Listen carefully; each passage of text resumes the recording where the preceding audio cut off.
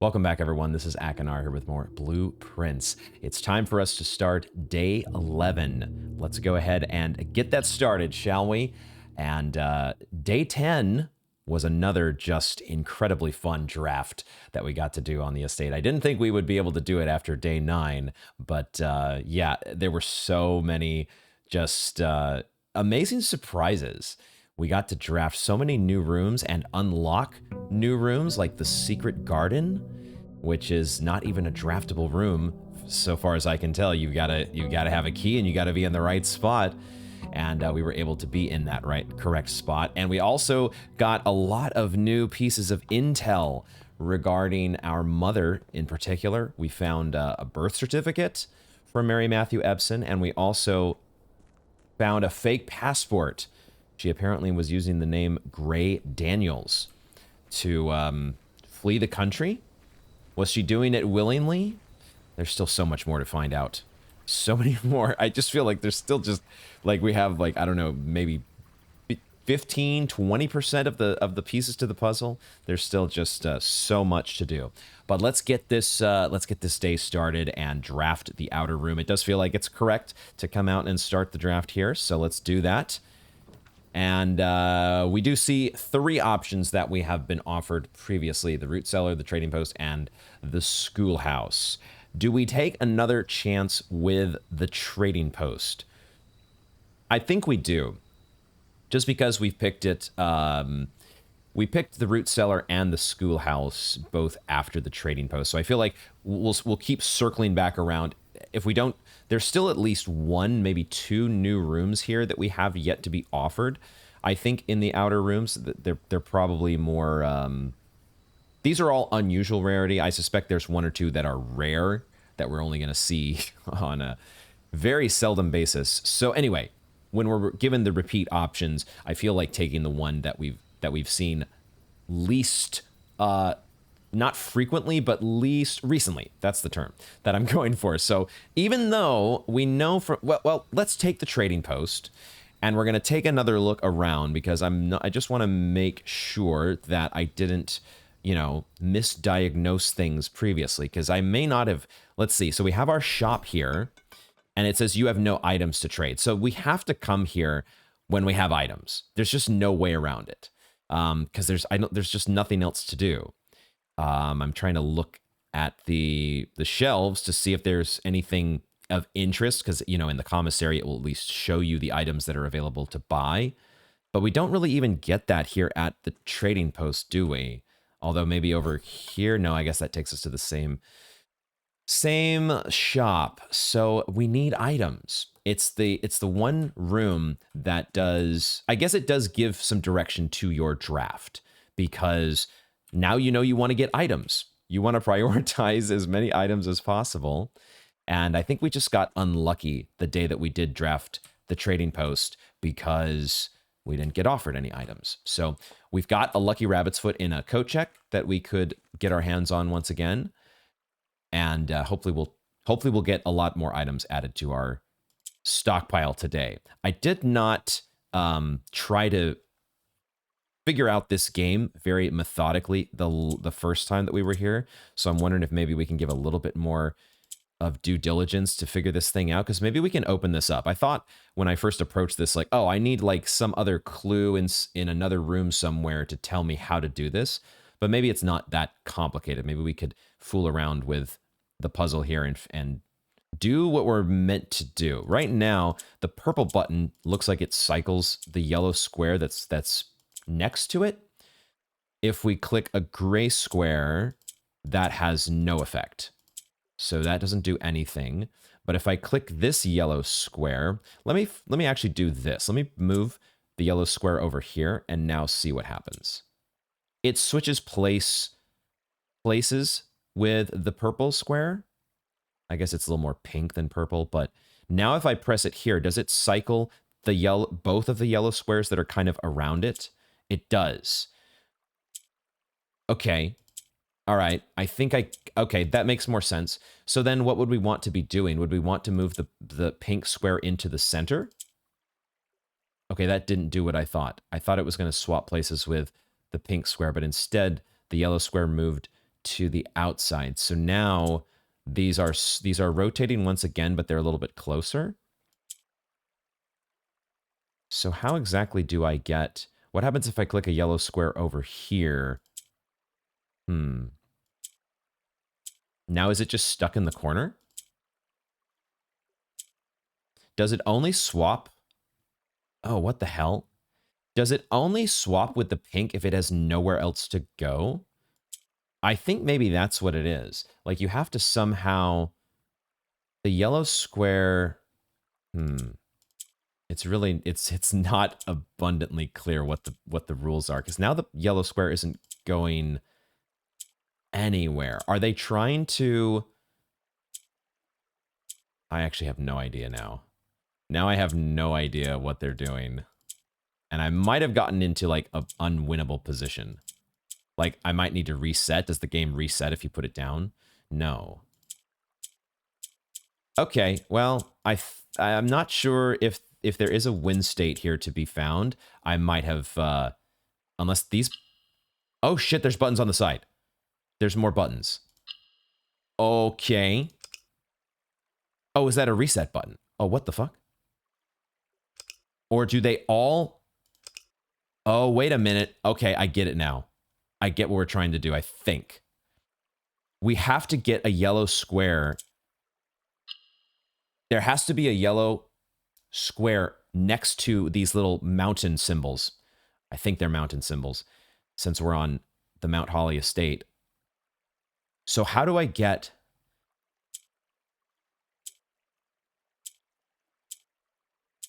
Does it swap with the pink square when it's below it? Because now I should be able to activate this one. And now... Oh, but if I move it away... So I have to get all 4 yellow squares in the corners, which I'm close to doing here, except that one doesn't want to move. Could I...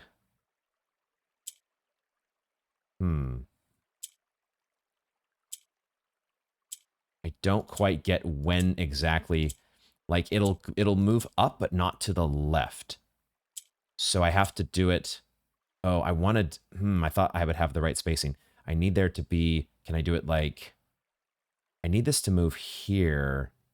No, I need them to be next to each other, don't I? So I need it to be like this. And then I could just go like this. Is that sufficient?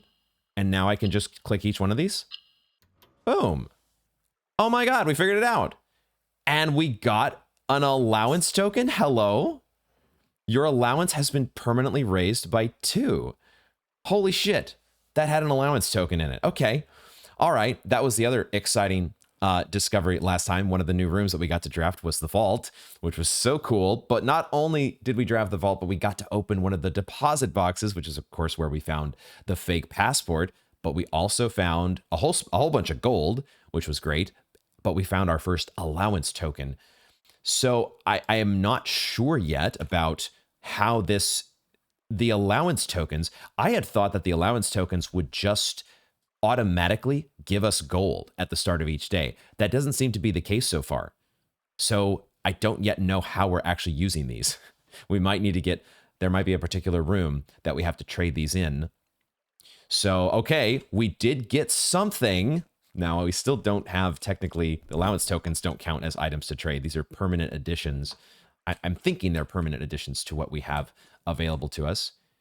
Would we be able to get more allowance tokens if I had figured that game out, if I had spent more time with the trading post the first day we drafted it? Could we have gotten a second allowance token? Is this a replenishable resource? Don't tell me, of course. I'm curious to find that out eventually. All right, we're going to see if we can find some items to come back here. That's exciting, even if we don't know what to do with allowance tokens just yet. I will quickly also mention that I have posted a special bonus video for members. I did a little bit of draft review of a few of the days early on here in the estate. So if you are a Roundtable Knight or a Channel Lord and also a nerd like me, who really, really loves analyzing and over-analyzing draft decisions, then that might be for you. It was fun going back and reliving some of the mistakes that were made from a few of the the earlier drafts that we've done. So and of course, if you're a roundtable knight, you get some other cool perks and like early access and stuff like that. So if you're interested, check that out. For now, though, we're going to check. Oh, wait a second. Here it is.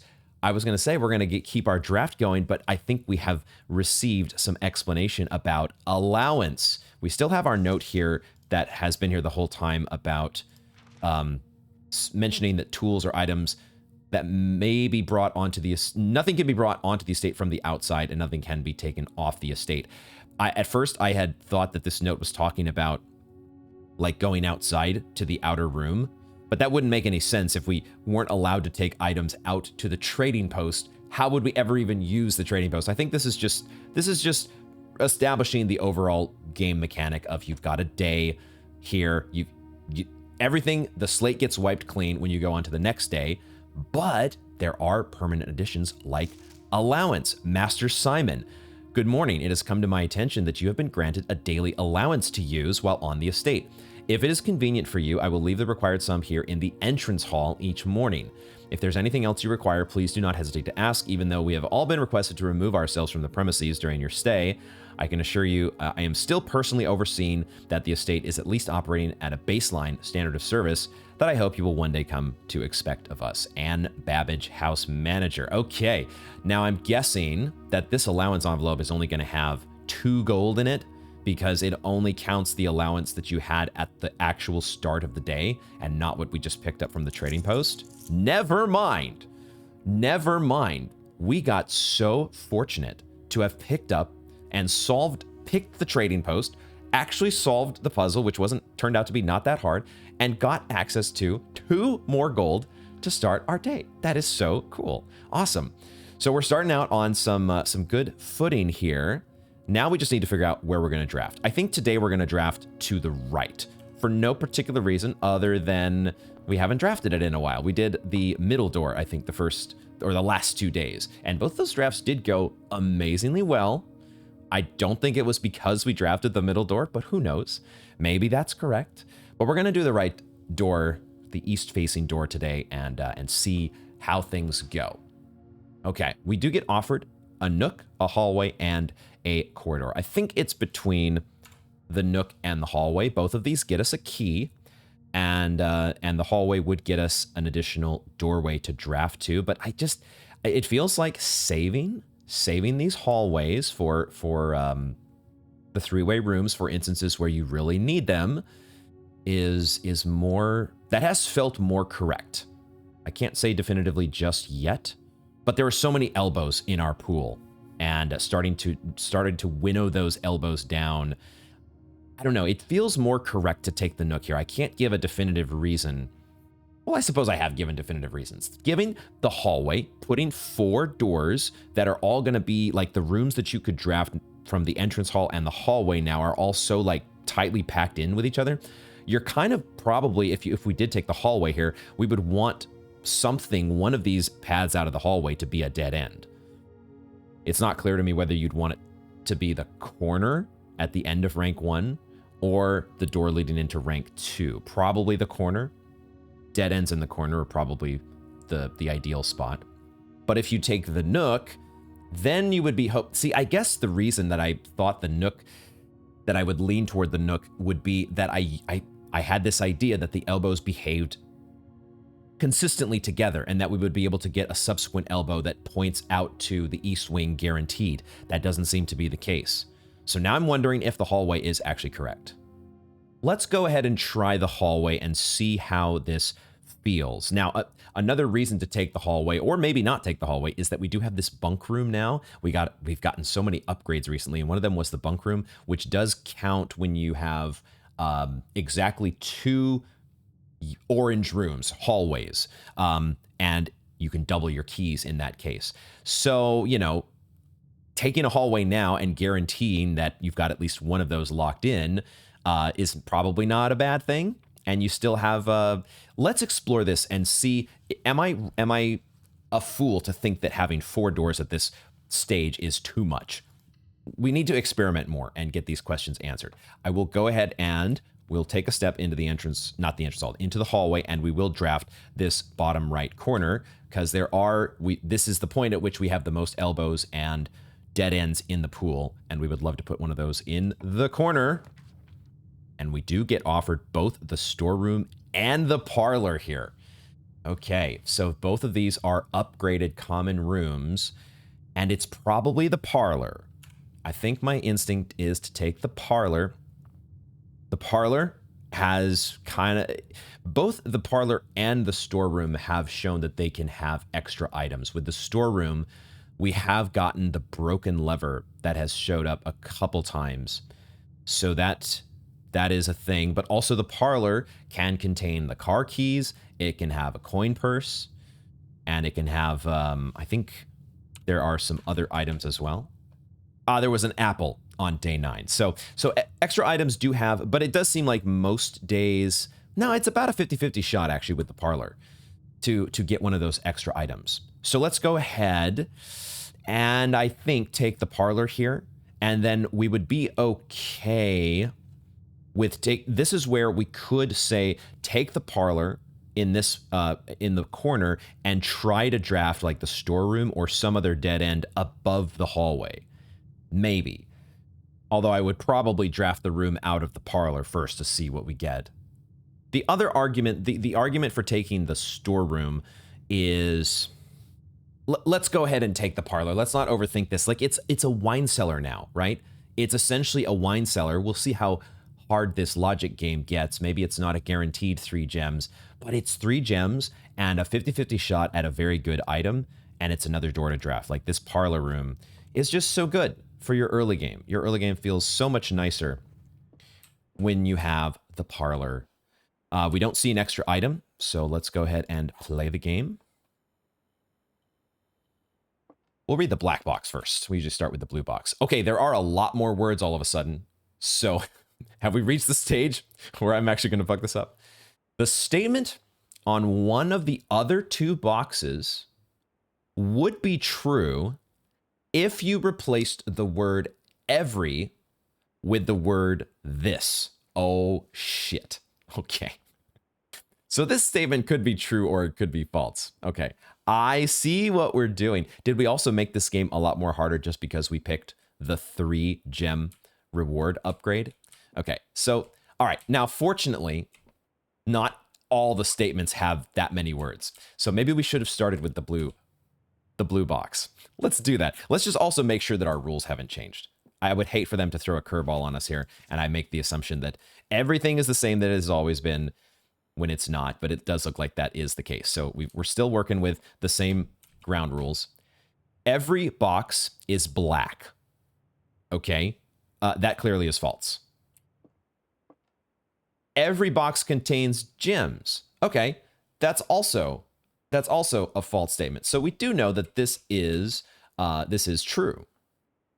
So let's read this again now that we know that this is true. The statement on one of the other 2 boxes would be true if you replaced the word every with the word this. Okay, so now that makes a lot more sense.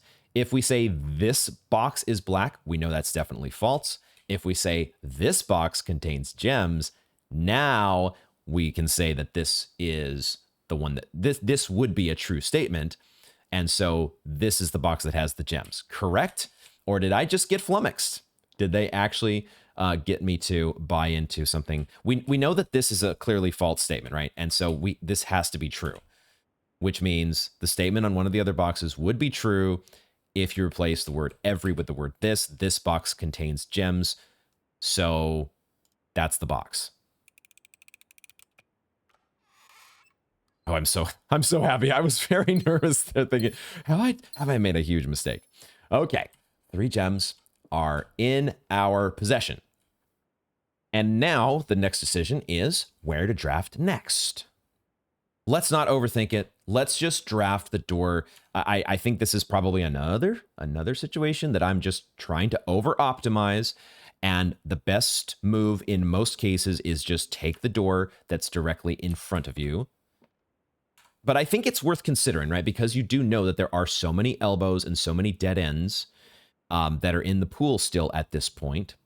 And so would you take a dead end would you rather have a dead end in this spot or a dead end by the hallway?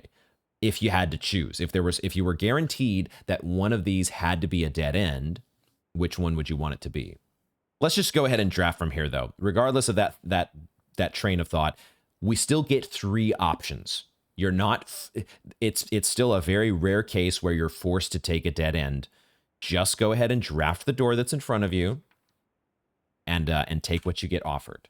The one thing to think about, of course, as always, is the fact that elbows do behave a certain way when they're up against the wall. And we know we've got that door. This is the thing with picking the hallway in that position. We end up with this spot where I'm so like, oh, I've got the chapel door that's going into the same place as the hallway, or the bedroom door, or the observatory door. It's probably not that big of a deal. Like if I end up having to have, the hallway door that doesn't get used there, is it the end of the world? Probably not the end of the world. So I think what we do take here, though, is the observatory. We've got 3 gems, and I think it's perfectly fine to spend one of them here because this is our 6th star, correct? And I really want to see what we get as our rewards, because I don't think there's not a specific reward in the book for 6 stars. And so I think we would get some combination of either a 1 and 5 star reward, 2 and 4, or maybe 2 3s. I want to see how that works when you don't have an exact number. Is that better than, like, the chapel is not ideal here if we're thinking, we've got 4 coins already. That's one thing about the whole, interesting. Okay, so because of so that was a decision point with the entrance hall. We do not have to take the allowance token, right? There's a world, if you really wanted to be greedy with your coins, there's a world where you could wait to pick up the allowance until after you've drafted the chapel. And that way you're not having to pay the tithe. So they do give you that choice as to when to pick up the allowance. I also need to remember to pick up the key in the hallway. I just realized I didn't pick that up. I was thinking too quickly to the next door and what I was going to be drafting, apparently. Yeah, I think we will go ahead, though, and take the observatory because I do want to see how this works. It's a gem, but we could get 2 trunks as well as the 4-star reward. I want to see how do the observatory do on days like this? It is going to give us the 4-star reward and the 2-star reward, which I think these are strict upsides. There is an interesting wrinkle with the observatory that, we got the Southern Cross offered, and I think that in retrospect very heavily influenced the day 10 draft. I kind of had forgotten about it later on because these drafts can go on for quite some time, but the fact that we had the Southern Cross is almost certainly what led to us getting like the Rotunda and these other so many different rooms with 4 doors or the ability to navigate in all 4 directions. But it looks like today, though, we are getting Diamondus Minor, which is a gem, which is great. So we already paid for ourselves. We already paid for the paid for getting the observatory. It paid for itself is what I'm trying to say. Words are hard. And we get the twins, which is so hype. A pair of chests added to the entrance hall. Okay, so it does work the way that I suspected. And we'll see how that, well, maybe I don't know. Was it a random chance to get 1 and 5 as well? Don't tell me, of course. But yeah, okay, that's cool. Very, very cool. So now let's go ahead and also draft the door out of the observatory and see what we get offered here. We'll hope to get a room that points us into rank 3. And I think it's a better shot for us to get that room offered here than it is the hallway, because an elbow from the hallway can't do that. So an elbow from the observatory, we might have to settle for. We get no elbows. We instead get no doors that point us into rank 3. So, okay. Interesting. Spare room versus den versus security. These are all kind of the same thing, except one of them gives us a gem and one of them costs a gem. Now, I will say with the security room is always kind of nice to just have, because you do kind of lock it in as one step toward getting keycard access or disabling the keycard doors, if you can also get a utility closet. And it would give us a terminal. We would have a terminal in case of upgrade discs. And I do want to check the glossary of terms. There's a glossary that I haven't really studied yet, and there could be some information in there that would be worth gleaning. But it would cost us a gem, and it might be better for us just to take the guaranteed den and add one more gem to our pile. Because the problem with taking the den here, or the security room here, it could be an issue because of navigability. It might not be the most convenient security room to navigate to at a... Would we want to be coming back here, though? If we were to pick up a key card, we might want to come back here. The other reason to take the security room, once again... The other reason to take the security room is that it is standard rarity. Picking the room that is less common may often be just the correct choice. Because I kind of want that den to be around. I want that to be in my pool still. I don't want to take away a common...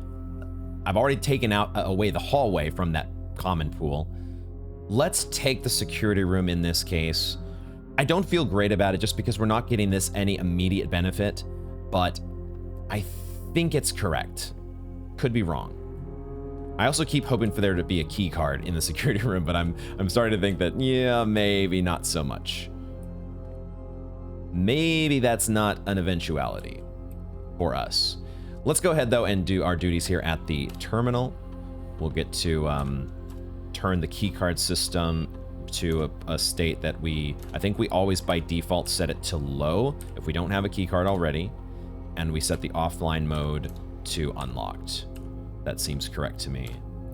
So then I think I do want to take a little bit of time and skim through my let's go to back to the security menu and log into the network. There's not any... Oh, okay, the estate inventory. Yeah, it does list trunks. For some reason, I had forgot that it does that.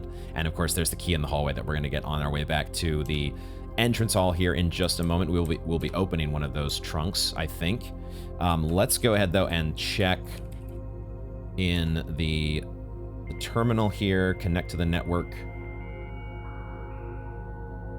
Oh, that is another reason to come back here, because I sort of forgot that there are other things at the terminal besides just the glossary. I knew I wanted to go back and review the glossary, but it also has this staff services option.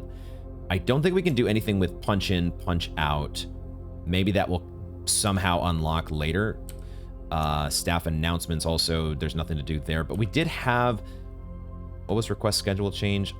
All these things have been disabled except for the special orders. Special orders. Did we already benefit from this? Because I kind of forgot that we placed, I think, a special order on, was it day 9 or day 8? Now, the days are running together, and it has been a little while since I last drafted. So I just don't remember. Apparently it's letting us do another order, but I don't... I think we ordered a sledgehammer previously. Did it already go through for us? Did we have a sledgehammer available at the commissary? Or is it not? Let me read this again. If you'd like to get a specific... No, it does. It's the commissary that takes the special orders. So, I just don't know if this is a benefit to us or not. I don't know if there's any... Maybe the magnifying glass? Should we get the magnifying glass because there might still be crucial intel that we need to get from some of these newer rooms? Some of these documents that haven't been examined more closely yet? There was a magnifying glass that I wanted to use somewhere, wasn't there? I'm just thinking the dark room is a room that we have not been able to actually examine at all because I forgot to do it when we had the utility closet nearby. And there could be some stuff in there that we would want the magnifying glass for. So let's go ahead and take the magnifying glass here.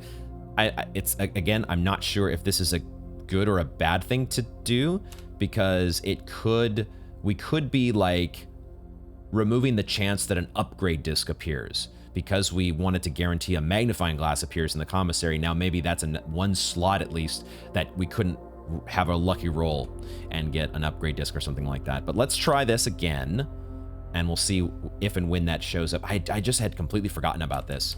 So we might have gotten a sledgehammer, and I didn't even realize it was a special order. What was data transfers again? This is not available. So there's a bunch of features that just aren't available, and I'm not sure if they will be at some point. I am going to take a little bit here to go through the glossary, and we're not going to read through every single one of these because there's, I think, a lot of redundant information or stuff that we already know, but I'll look for stuff that seems to be new. Oh, I think allowance was one that was actually, we've had some of these terms that were behind a spoiler tag, so allowance has been revealed now that we have it. They do make a distinction here between the estate and the house. The estate refers to all the explorable areas of Mount Holly, including the rooms currently drafted, as well as the grounds, and probably underground as well. The house, on the other hand, is only referring to the current rooms as shown on the Mount Holly blueprint. Glossary of terms, a feature on the network that you are now perusing, a list of words and architectural jargon that is intended to make simple the terms you will encounter on the estate. Entries marked with question marks will become gradually revealed as you progress, which we have already seen. Gold or coins. Gold is the currency by which you can purchase goods and services from shop rooms on the estate. We ended up with so much gold last time. It is good though to have a gold sink like the casino that you can throw it all away. I mean, productively spend it in before it goes to waste. The apple orchard is one of those areas of interest on the ground that we're still trying to get to. Gotta find a code. We might have a code. Like, there's been a lot of numbers that we've compiled so far, and maybe there's one in there that I haven't realized is a code. Oh, I see what they mean by special items. Okay, so when the tool shed talks about special items, it's specifically saying it's not going to give you gems or keys. Those are resource items, which we had already, I guess, figured that distinction out, but they do lay it out here for you. Luck. We all need a bit of it. Luck determines the likelihood that you will find additional items in rooms on your estate. Luck can be raised by certain items and rooms marked on their floor plan by a clover. Oh, what the hell? It determines the likelihood that you will find additional items. Oh, I see. I get it now. I had forgotten about the clover. But we do see the clover was given, it's on the veranda, and it's on some other rooms that I don't remember at the moment. But yeah, it does say items will be more likely to appear in green rooms in the case of the veranda. I'm guessing we get the same effect from something like the Lucky Rabbit's Foot, of course. I thought when I first went over this, when I was just quickly taking screenshots, I thought that luck was talking about, you just need some luck sometimes. Don't forget you're drafting, and it's good to be lucky in addition to trying to be skillful. But this is actually a built-in mechanic. I'm not sure if we read this before about the network. Each terminal on the estate is connected to a local network named Blackbridge. I don't remember... Blackbridge. We might have... That name does vaguely sound familiar, but I'm not sure if I'm thinking of that note that was in the shelter that talked about, like, Blackwater insurgents. Was that might be what I'm thinking of. But in any case, this network allows users to remotely connect to other terminals, as well as providing access to staff services and other handy features like this glossary. Yay. Power source. The estate's boiler room is known as a power source because it provides steam power to various rooms in the house. Steam power is conveyed room to room via ducts that run across the ceiling, and power can be transported across great distances as long as you continue to string together rooms that contain power ducts. I think that the security room has these ducts, doesn't it? And I wonder if this is just a common feature of all of the rooms that have like the little gear symbol, do they all have ducts? And I do wonder, is it more likely for you to draft rooms that have ducts from rooms that have ducts? Does the game make it so that it's easier to connect things together? Because I do remember that one day when we did get the boiler room, we were able to draft the pump room right next to it. And But we also were able to draft the laboratory down in a spot where it wasn't connected to anything. We connected it, it was through the foyer that one couple days ago.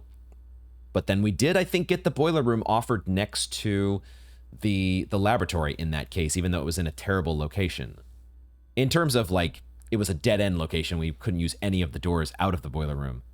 It's a part of the game that I really want to start paying more attention to, because I'm really fascinated to experiment with all of these rooms that need power from the boiler room, as well as the boiler room itself. Oh, what is this? Each row of rooms in your house make up a rank. As you progress north, the rank increases. There are 9 ranks listed on Mount Holly's official blueprint. However, among the staff, whispers of a 10th rank can often be overheard. Oh boy.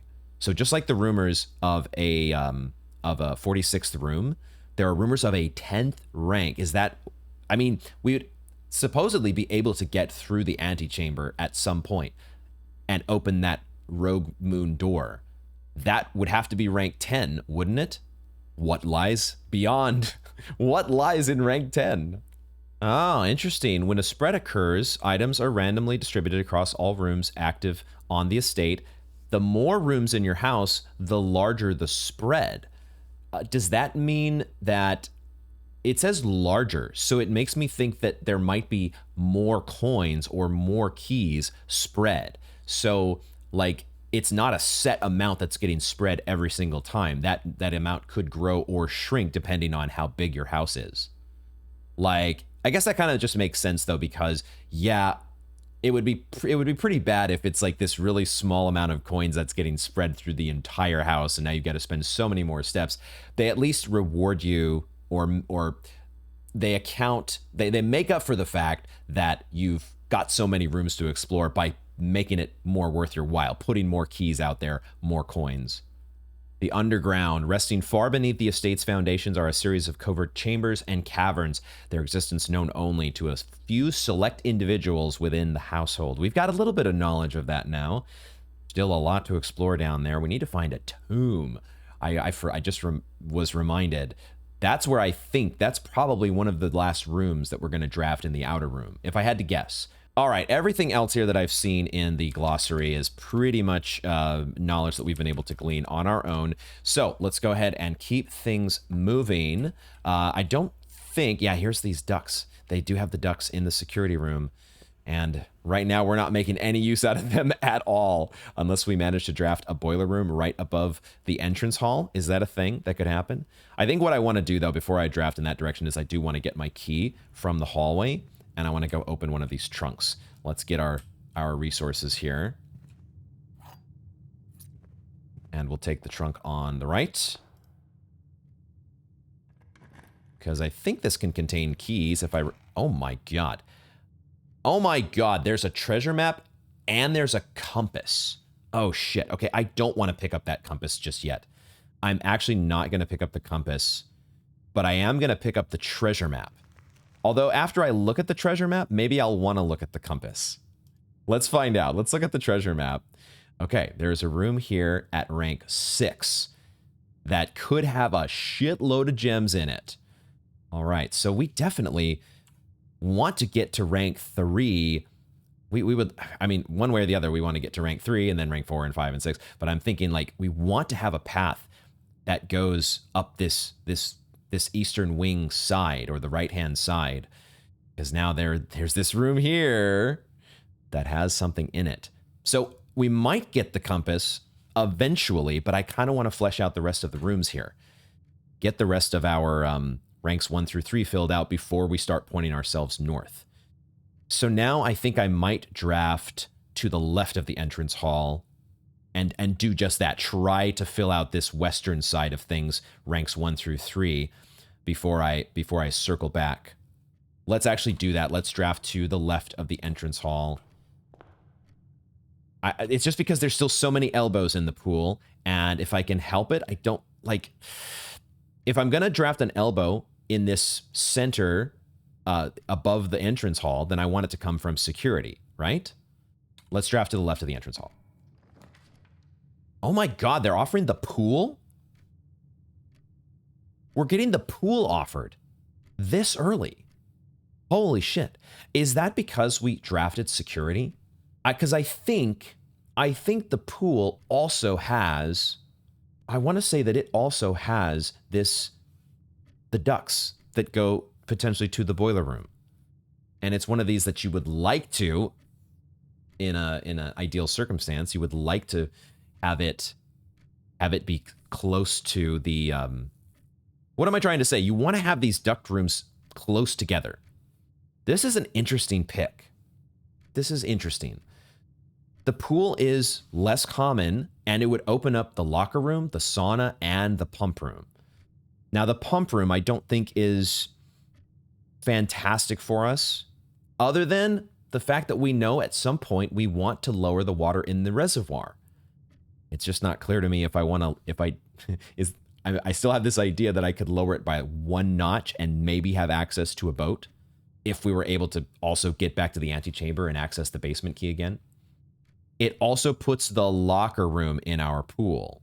The locker room we saw was very nice in terms of if you can get your hands on keys, you're probably going to get a crap load of gems and coins in return. The pool feels very powerful here, especially early on. Now, maybe those rooms like the locker room or sauna would still, I don't know if they would start offering them to you here at rank 2. I'm just a little bit worried about getting starved for resources early on, because even if we do get offered the locker room, I think it does cost a gem, and we're only at 2 gems so far. We've already spent 1 on the observatory and 1 on security, but we do want a locker room because there's another chest here in the entrance hall to open.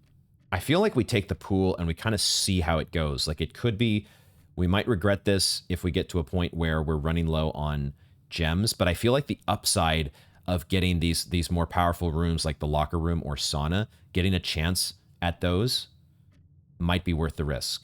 Because otherwise we're just taking a bedroom, which is fine. Like, a bedroom could have an item in it, and it helps us stay a little bit healthier on our steps. But I think I like taking the pool. I kind of want to just see what happens. It might be wrong. It might be the wrong move here. It does bring us down to 1 gem, so anything that costs 2 gems we don't have immediate access to. But before rank 4, I'm just thinking of like the passageway. Like, we don't need the passageway yet, so don't worry about it until you need it, right? I mean, also we could drain the pool at some point. That is, I just remembered, the pump room is good because it lets you drain the pool, and that has a bunch of coins in it. So that's a stash of coins that we now have access to potentially. One of my favorite words. I'm going to go ahead and take the pool. We've never had a pool this early, and I just kind of want to see how this affects things. Because it does, I mean, it kind of is showing me that, yeah, don't worry. Well, what does it show me?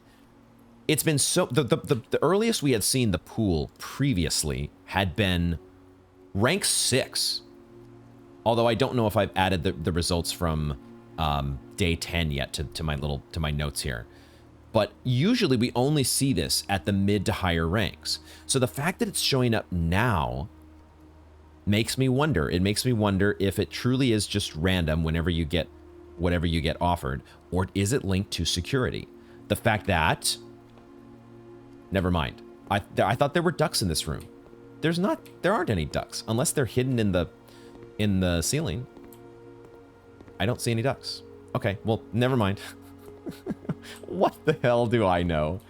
I know nothing other than I want to get the coins that are at the bottom of the pool. Even though we can't see them, which is strange. Okay, let's draft to the rest of rank 1. And now we could get our storeroom, but we could also get our billiard room. The billiard room getting offered here is probably the pick. Get those keys. Get 2 keys, and you get to go back and open that other entrance hall chest. That's got to be the pick, right? I want to get this upgraded storeroom. The 10 coins that are sitting there in the storeroom that we've never been able to pick up yet. I'm going to take the billiard room. I'm going to take it. I'm going to keep passing that storeroom. Might be wrong. Every decision could theoretically be wrong, right? Because it's that kind of game where you can make a case. You can make a case for most Every decision that's somewhat reasonable. Okay, our math game, which is also supposed to be getting harder. Let's see what we got here. 3 plus 4 times 2 should be 14. Okay, and then we have a 1 times 6 times 2, which should be 12. All right. Okay. Oh boy, divided by 20. So what are we doing here? 2 times 2 is 4 times 10 is 40 divided by 20 is 2. Okay. Oh my god. A silver key? Is that what I'm looking at? They gave us a silver key. That's actually not what I was hoping for. Wow. Now I want my storeroom. That's the first time that we've not gotten 2 keys from the billiard room. I'm actually very disappointed right now. I feel like I got jebaited. Because I wanted 2 keys so I could take one of them to open the other chest in the entrance hall. Well, now we need to get that nook. Now we need to get our hands on that nook. Oh my god. Game, what are you doing to me right now? Okay. All right, let's draft from the billiard hall. I mean, we're getting so many doors here offered to us, but we still do not have a guaranteed door into rank 3. And that's what I really, really, really want. So I guess a West Wing Hall is what we're hoping for here. Could we get a West Wing Hall on rank 2? Is that an option? Or am I going to have to settle for a chapel because the West Wing Hall isn't even offered until rank 3? I have no clue. There's my answer. You can get a West Wing Hall here just fine. The other option is take the den. And, but the thing is with the den, theoretically, you can get it offered anywhere. And so you take the West Wing Hall you take the more situational card or floor plan while you're here on the West Wing, right? Right? Now, we just take the West Wing Hall. Don't overthink this. This is your door into rank 3. You bank that, and then what do? You might draft from the West Wing Hall into into rank 2, the right-facing door, to try to get an elbow or some other room that points also into rank 3. And then you would be hoping to get a nook would be ideal. A nook that gets us a key that lets us go back to the entrance hall. And then the entrance hall maybe gets us a spare room or something that goes into rank 3. Let's just take the West Wing Hall here. I'm also thinking about the bunk room. We've now satisfied our exactly 2 hallways. So now's when we need a bunk room. So we can double our 0 keys, right? That's exactly what we want. Is it ever correct to take the closet here? I don't think so. We take the West Wing Hall. Stop overthinking it. And I think I do go ahead and draft from the West Wing Hall, like I said. Double check for any items just in case, but very unlikely to have those in here. Let's draft. And that is a nursery. A nursery before we have drafted any bedrooms. It would be our last gem. The other option is a chapel, which points not to rank 3. So none of these rooms actually point to rank 3. So we're kind of just taking a dead end no matter what we do here. So I don't think it's the chapel. It's between the storeroom and the nursery. I think it's probably the storeroom, isn't it? Don't be greedy. Get your storeroom now while you can. It has a key, and I think that's the argument. You get the key, which gets you your other chest open in the entrance hall. And then you go back to the entrance hall, get your chest, maybe grab the compass. Undecided on that. It might also be correct to draft the room out of the West Wing Hall, the other door first before we go back. Theoretically, you could, I think, get the garage offered. I think we've actually only seen the garage offered at a minimum of rank 4. So it's probably not likely that we would see it just yet. Let's go ahead and take the storeroom. And then we'll grab our stuff. See if we get any... Here's our extra coins, of course, finally. I thought, oh, there's extra coins here, of course, because you upgraded to a better storeroom. Have our key now to open the trunk. And this note is a permanent feature here. Not exactly sure what its importance is still. I am trying to make a point of noting the chess pieces and their color now. Although, with that said, I'm starting to wonder... I actually am starting to think that stuff like the chess pieces and the randomized sketches in every room might just be red herrings. I think we've had a couple hints at the idea that somebody in the house, whether it was Herbert or the Major or the Baron or somebody who enjoys red herrings. I don't remember exactly where we got that idea, but I am starting to think that, you know what, there might just be information in these rooms that you're not really supposed to pay attention to. So I'm still making note of them for now, but I do think we draft the West Wing Hall next. And then we're going to go back and get the stuff from the entrance hall and try to draft through the security room. But then again, I might want to maximize my chances of getting an elbow at security. Getting an elbow or a room that's going to get me into rank 3 from that direction. I would like to have 2 options going into rank 3. Yeah, let's actually wait. This might be something that I'm being wasteful with my steps by not drafting this door into rank 3, but I don't know. I want there to be one more potential option that gets offered to me at the security room that gets us into rank 3. So if we have to come back, we're probably coming back over here anyways. Even if we did draft that room at rank 3, like, we wouldn't want it to be a dead end that we never come back to. So there's a good chance that we would be coming back in this direction no matter what. So in this case, we will take we'll use the key on the other trunk here. And we do get a whole crap load of gems. 4 gems. All right. So now we just need stuff like the locker room. A locker room at this point would be good, although I wouldn't want to get it offered from security per se. I might still take it just because it would spread keys around a pretty small house. Maybe that would mean less keys. Then we would what am I thinking? It would be a terrible place to put the locker room next to security. You would want it to be, if you're going to get a locker room, you would want to be through the entrance hall. But it's still, I think, at least unusual rarity to get the locker room, even though it's in our pool, and it might be a smaller pool than normal because we're so close to the start here. There's still so many common elbows, and there's a couple common 3-ways that we have access to, and I just think we have a better shot of getting something we want by drafting from security. I'll feel very bad in a moment when my choices are, dog shit. And yeah, when I get that locker room or spare room offered in this direction, I'm going to be like, no, what was I doing? No, what was I doing, motherfucker? Okay, well, I guess we get to take a closet, and hopefully the closet has a die, because now we have just the one option through the West Wing Hall to get us through the rest of our draft, and we're gonna need that die if it comes up. So, all right, so we take the die, and we take the die. God damn it! God damn it! We hope it's a die. There was no guarantee actually that it was a die, but we do get one.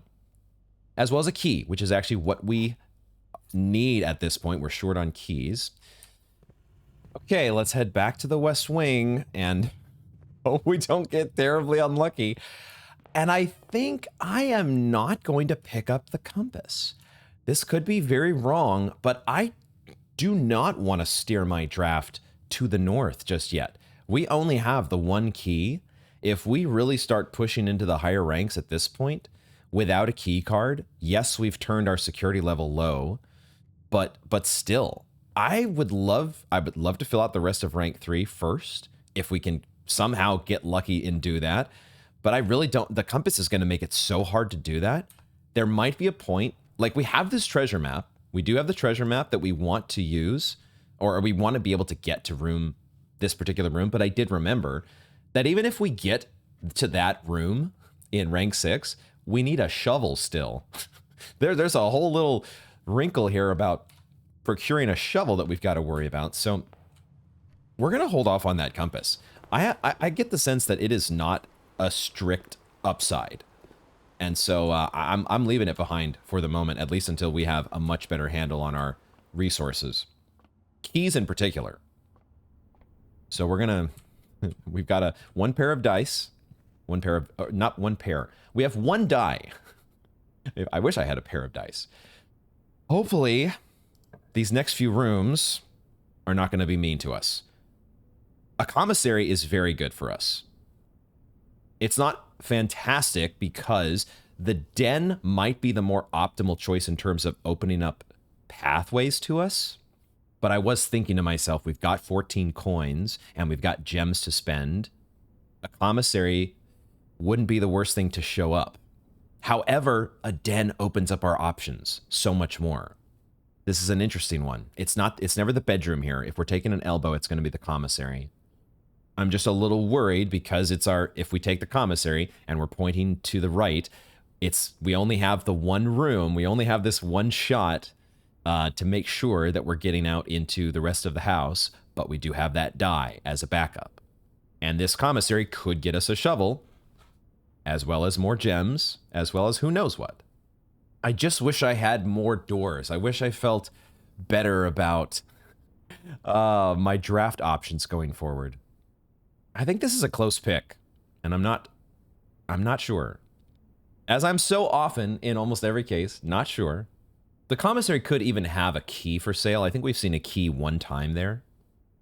It is going to be infuriating, though, if we take the commissary and we get offered a sledgehammer after we already opened the 2 trunks in the entrance hall. It would mainly be the shovel that we're going after with the commissary, just to try to potentially get the treasure chest, right? The treasure chest in that other room, which we may or may not get to at rank 6. And we definitely don't get to rank 6 if we don't get out of rank 3. And so I think because of that, I do take the den here and guarantee that we get a doorway into rank 4. Although there's not a guarantee because it could be a key card door. So I don't know. Although could it? Like, is the den one of these rooms that could be a key card door? Is that even a thing where some rooms don't have the ability to be key card doors at all? Or is it all just luck of the draw? I'm going to take the risk here. I'm going to take the riskier decision because we do have the die. If I didn't have the die, I think the den, it's just way too risky to take the commissary and then get another elbow or something that doesn't let you into the rest of the house. So I think, though, because we do... Oh, the other reason to take the commissary is that we drafted... See, I wish the thing you could do here, I wish that it would show you not just your blue... It only shows you the house blueprints and the inventory. It doesn't show you your outer room. And I had almost forgotten that we drafted a trading post. So the commissary is great for us because of the trading post and also the fact that we might dig up a treasure chest. So we take the commissary. I talked myself into it, and I just wish that your floor plan there, I wish you had access to everything that you have, like your room directory, your house history. All of that should be accessible when you're in the middle of a draft, I think, in my humble opinion. They may have very specific reasons why they don't offer you those things. Look what I see. A sledgehammer. I see a goddamn fucking sledgehammer. Motherfuckers. Magnifying glass, sledgehammer, sleeping mask, and also running shoes. We might need both the sleeping mask and the running shoes, to be honest. I can't afford both of them, though. So what's better? Probably the running shoes, because I don't... Well, I don't know. I have not drafted any bedrooms, and so the sleeping mask is actually at its maximum value still. We just need to draft bedrooms. But we don't necessarily want to draft bedrooms next, because that might point us into a dead end. So I don't know. Do we buy something here? I feel like we buy at least something. They would give us a goddamn sledgehammer, though. Motherfucker.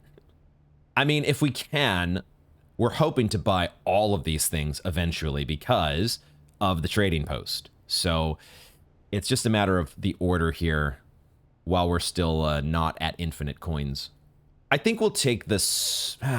What do we take? Because the running shoes are supposed to, they're supposed to save you steps over a long distance. So it's like, it's for when you're backtracking, right? You want them for when you're backtracking. And if we look at our map again here, we might have to backtrack, or we may theoretically want to backtrack for security, maybe, but that feels like a bit of a stretch. The backtracking that we're going to do is going to be for reaching the trading post. That's the most important backtracking to do. And so before then, it's probably the sleep mask. Get the maximum value that you can out of the sleep mask. And we might not even need to buy the magnifying glass just yet. I feel like we hold off on buying anything yet but the sleep mask, just because I want to hold on to my coins because we could find a kitchen. And then, like, if we find info, if we find notes that we want the magnifying glass for, hopefully we have the steps to come back here to the commissary and pick that up. Let's otherwise save our coins for the moment and hope to not get super unlucky at the next door. We're just going to be open this whole time. Don't get unlucky. Although maybe that's every day when you're drafting in the house.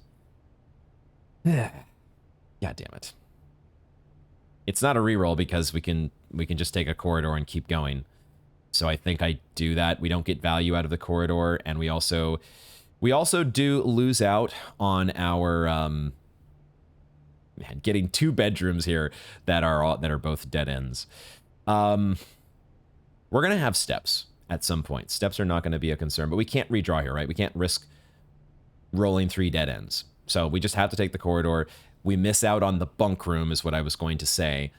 Potentially doubling our keys, but we only have 1 key at the moment. So that bunk room buff was always going to be one that we just like, it's probably not going to happen very often. So we take the corridor here and we keep going.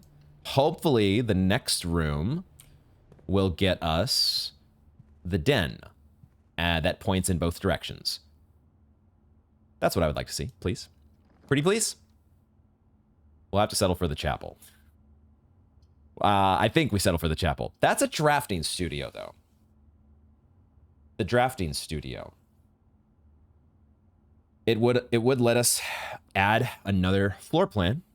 We've had a lot of fun with the casino, and we did finally get to draft the clock tower as well. I say finally. I think we had only had it in the pool like 1 day. It got drafted right away after getting it from the drafting studio. This is also a really bad spot to put a chapel. Why would you do this to me, game? This is such a bad spot for a chapel. Because the commissary is right around the corner. I don't want to take the chapel here. But I also am not sure that I want to spend 2 gems. We don't have a shovel now, right? We did not get a shovel from the commissary. So that treasure, I don't think we're getting that treasure. Because don't we have to have the shovel? So I don't know if I'm drafting the studio here. It could be one of these drafts, though, that maybe we're just supposed to say, don't worry too much about making it super deep in this one. Just try, like, focus on getting tomorrow rooms. Like, the sauna is in the pool. And we could say, let's try to get lucky and get the sauna and maybe the mail room.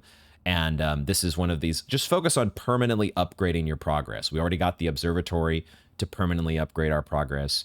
Don't worry about trying to make this run to the max.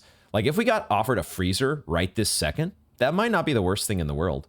Start the next day with 5 gems. That could be pretty neat, pretty nice. Now, if we take the drafting studio, we're going to be down 2 gems.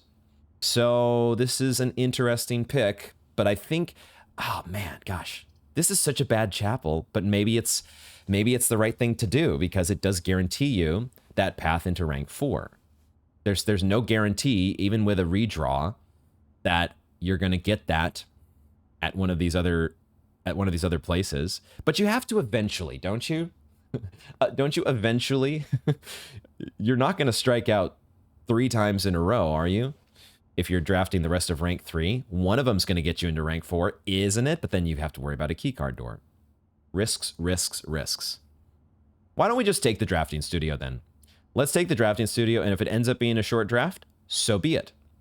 If we look back later and we say, you know what, maybe I shouldn't have spent those 2 gems. I got a fun new floor plan added to my pool, and I get to look forward to the next day of drafting. Don't stress about it. Don't stress. Have fun, because you're playing a game. It's fun. It's so much fun. It is Tuesday, so we still have a few days left in the week here to do the payroll thing with the office before that resets. Oh, that is right. Okay, I think I just remembered something that I wanted to use the magnifying glass for. I was looking through my notes. Let's see if I'm remembering this correctly. Let's go to, I think it was the red room. Yeah, there are some things in the sketch here. There are some names that I want to look more closely at on this page here. So so there is definitely something I think to get the magnifying glass for now, and it makes me even more glad that I took the drafting studio. Is there anything else on these sketches? I might look through these all more closely when I do pick up that magnifying glass. But we don't have to do that right this second. So at some point, we want to do it before we're out of steps. Hopefully we're not out of steps anytime soon, because we have a sleeping mask and we should get bedrooms eventually, hopefully in a way that we want them to be aligned. Let's check our new floor plans, though. It looks like two of these, actually we've seen all of these before, I think. Vestibule, dormitory, and classroom are all ones we have seen before, but I don't remember what the vestibule was. Whenever you enter the vestibule, 3 of the doors in this room unlock, and the 4th one becomes locked. So, okay, I think I was thinking about this when we saw this the first time. It does cost 2 gems.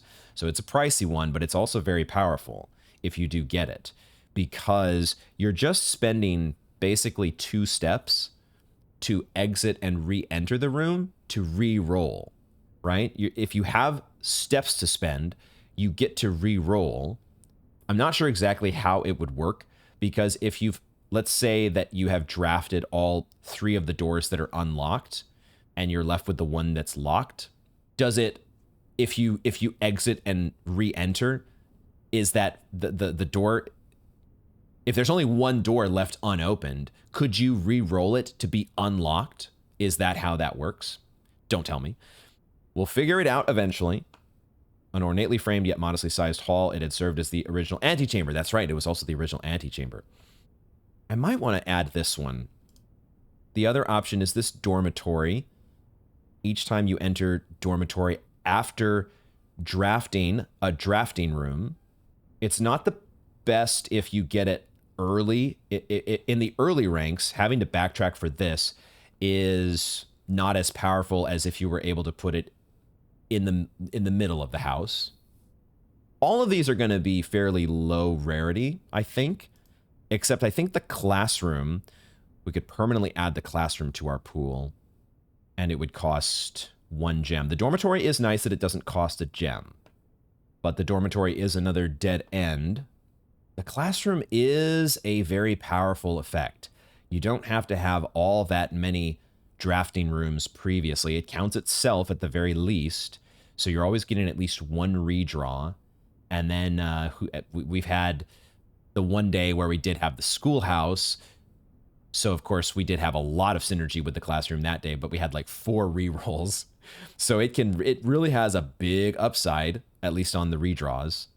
I really would love to get the full, if we could do the full thing of hovel plus nursery plus dormitory, do a full bedroom synergy type draft. Getting any full synergy going on with any particular color does feel really fun. We had the foyer, the big hallway payoff on day 9. We had all the green room synergy on day 10. I want to do a bedroom run at least at some point. So why don't we do that? Let's try the dormitory. Let's get that in the pool, and that can be an option there if and when we do end up going with the getting some bedroom synergy going. And also, it could help us today, right? Like, if the dormitory gets drafted today, we have a sleep mask that does help us out a little bit. So let's add the dormitory and see how that goes. And now, do I want to go back for a magnifying glass? Not yet. I want to head back to the commissary when we've got more coins. So for now, let's keep drafting. And we've got a die. Hopefully that we don't have to use. That's a bedroom. Okay, we'll take the bedroom here and get ourselves into rank 4. I think we do that. We just hope that it's not a keycard door if we get supremely unlucky there. I guess we'll learn whether or not keycards can actually be in a bedroom or this bedroom in particular. But obviously the nursery would be nice, but we can't draft the dead end here if we want to keep going. And I do want to keep going. So bedroom time it is, and that's a nice boon to our steps counter. Any extra item here? We do get a coin purse. Okay. So now money. We want money. Give me money. We're going to be able to afford things. And we do not have a security door. Not even sure it's possible. My instinct tells me it's not, but don't tell me for sure. Let's see what we get into rank 4. A drawing room versus nook versus pantry. It's an interesting choice here because you've got 2 elbows that each point a different way. And then you've got a drawing room that does get you into rank 5 and points us toward where the treasure map is pointing us, or where the treasure map is pointing to, except we don't have a shovel. So the treasure map probably doesn't matter. The nook, though, does get us another key. We don't have access to keys in the commissary, and we're starting, as we get into these higher ranks now, we're going to need keys. So drafting the nook here, and then getting offered a den or some other 3-way that's up against a wall, the East Wing Hall, the courtyard. I think we want the nook here. I think we need to start getting the keys. And it also points us in a direction where we could, there's some world where we get to draft that last room in rank 3, which I would love to get one of our valuable dead ends there. A sauna or a mailroom would be great as well, if we get to draft in that direction. And the only, maybe not the only way, but the more likely way to access the East Wing is by going through the nook here that actually does point to the East Wing, as opposed to going up to rank 5 and trying to circle around the drawing room. You also have to spend a gem. And I feel like the drawing room is cool, but it is something I think I've probably been overvaluing. Redraws are nice, but they're nicest when you're out of options, when you just are going to be completely dead-ended. And because we have the 2 options from the drawing room, it's a pretty low chance that we would be dead-ended in either case, or I should say in both cases. I do have to remember we also have this silver key. The silver key is something that we could make use of coming up here, but I don't think I want to do it in the case of the drawing room. Like, it could be very nice if we did have a room like the drawing room that points us into rank 5 that had a locked door there. That could be a great place to use the silver key and guarantee that we get a room like the passageway to really point us in all directions, and then our options start to open up. In this case, though, I think because we need keys still, I don't want to spend the gem just to get the drawing room. We're going to take the nook, even though it does, because we have that die still. And I like the fact that we're pointed onto the East Wing. I just have I don't know, it might be false hope, but I like the idea of putting the den over here. We still have the den. And there is the chapel as well, which I might have to grin and bear it if we have to draft the chapel. But with a coin purse, now we're feeling a little better about being able to accumulate coins. So if we have to settle for a chapel, I might even do it here.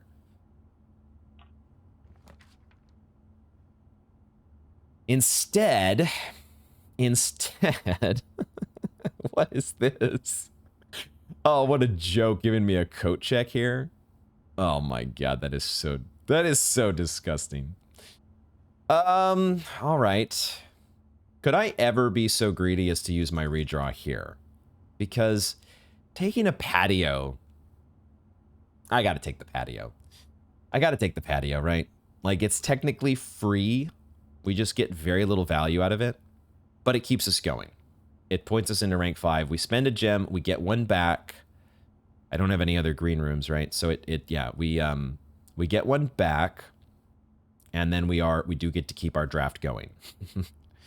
Oh, the coat check here is so hilarious. Coat check in this spot.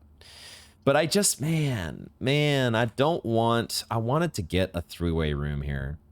The East Wing Hall, there's the East Wing Hall, but it is an unusual rarity, I think. But there's the courtyard, there's the den, right? We've not used the den yet. There's the drawing room, still there, which, as far as I know, it can get offered on the wing. And there's the chapel, which I would settle for, even though it's not ideal. But it lets us draft this other room. I want to draft this other room in rank 3. Is that worth a die? Am I way too greedy to use my die here? I just feel like we can do better, can't we? If I use my die here, I'm breaking my rule that you save it for the absolute you have to be completely out of options, and that's the only way that you use it. I think if I use the die here, it's another instance of me following my compulsion to fill out every single square. And it's not, I think you've got to, this is one where you've got to just say, I'm not getting full value out of the patio, but it does keep my run going, and I hold on to my die. The die is one of your most powerful. The last die especially is so powerful to have. Yes, I don't get to fill out that room in rank 3, and I'm sad about it, because who knows, that could be a mail room, or it could be a sauna. But we could still get those offered elsewhere. So let's keep our run going. It really pains me. Oh, I don't even know if I can actually, my hand right now can't even, it's struggling to reach for the left click on the mouse because I just don't want to, I don't want to pull the trigger.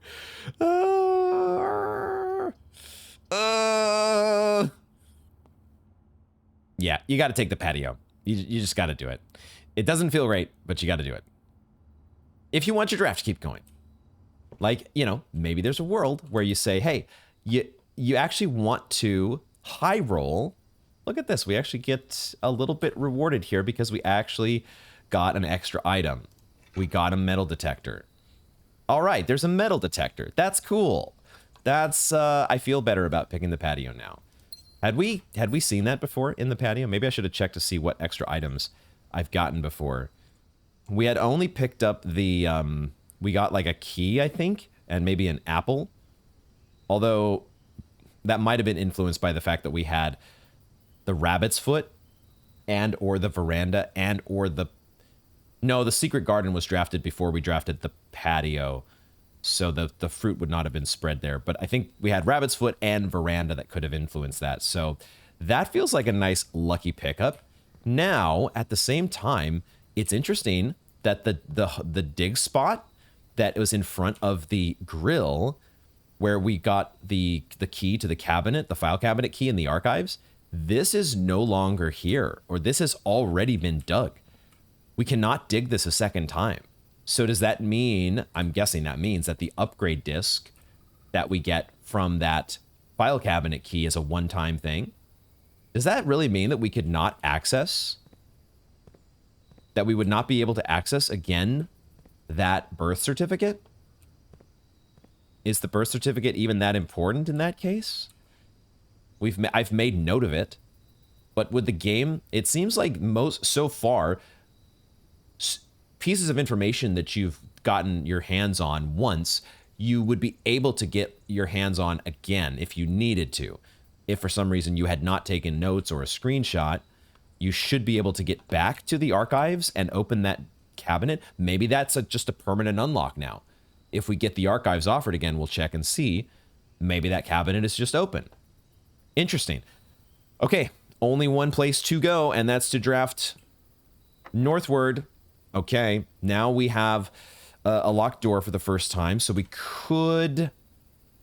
I mean, we don't use a silver key here, right? We use a silver key when we're opening out into potentially all directions, right? We want a 4-door room in another spot, not here next to the east wing. So we use a regular key here, correct? We still have one regular key after this. And now we do get offered the chapel. Fuck. Or we just take the pantry. Or we take the pump room. The pump room has been offered, and this would give us a chance to maneuver the water in the reservoir, as well as the pool. And there's a lot of coins to be gleaned from lowering the water in the pool, right? So that's a good reason to pick the pump room. And it is the more rare choice here, right? It just limits our options.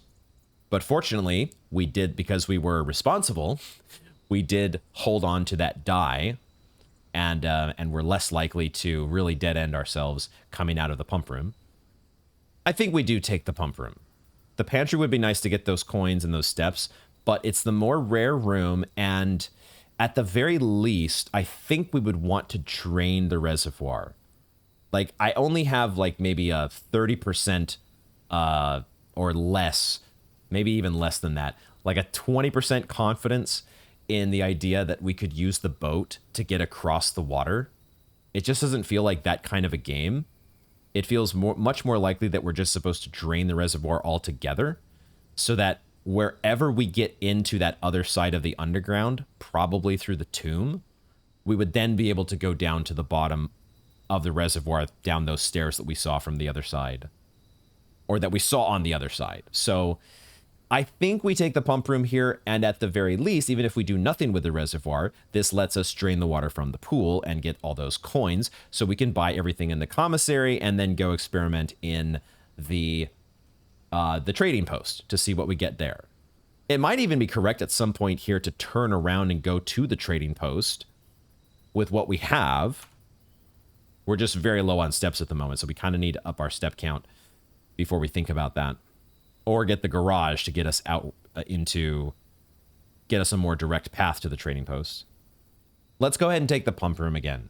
We don't see it very often, and we may, just for those reasons that we already stated, let's take it. It doesn't feel amazing just because it's, once again, we only have the one door. That's a dig site. Okay. Now, where's my shovel, goddammit? Where's my shovel? All right. So yeah. So now, interestingly, could we actually drain the reservoir? Would we be able to drain the reservoir? I'm not sure we could without the help of this reserve tank. I think we might actually need this reserve tank in order to drain the reservoir. And I don't know if we can do that unless we have power from the boiler room. I'm wondering if that is the thing here, right? Because I can see the way that the ducts are connected or supposed to connect. And I think that might be the key is to have the boiler room next door. And then we do if we get the boiler room offered again, we're definitely going to take it. If nothing else, because I want to see if I can get those. I think I could get the boiler room powered up properly. That I wasn't that far away from doing it the first time. I just kind of was overlooking some things and tunnel visioned on the wrong stuff. Because otherwise, I don't think with what we have just here with these tanks that we even have the ability to drain the reservoir. And so that's probably the key to making that permanent progress. We could drain the pool. The pool is definitely a short-term thing that we could do. But we also don't have to do that yet until we're coming. If we go back to the pool, we're coming back through the pump room, right? Unless we somehow get out through the garage or something. But we would need the utility closet for that. That's probably a long shot. So why don't I go ahead and... I think I can put off the decision for now. I don't have to drain the pool this instant. So for now, let's just keep drafting. Now the door is locked.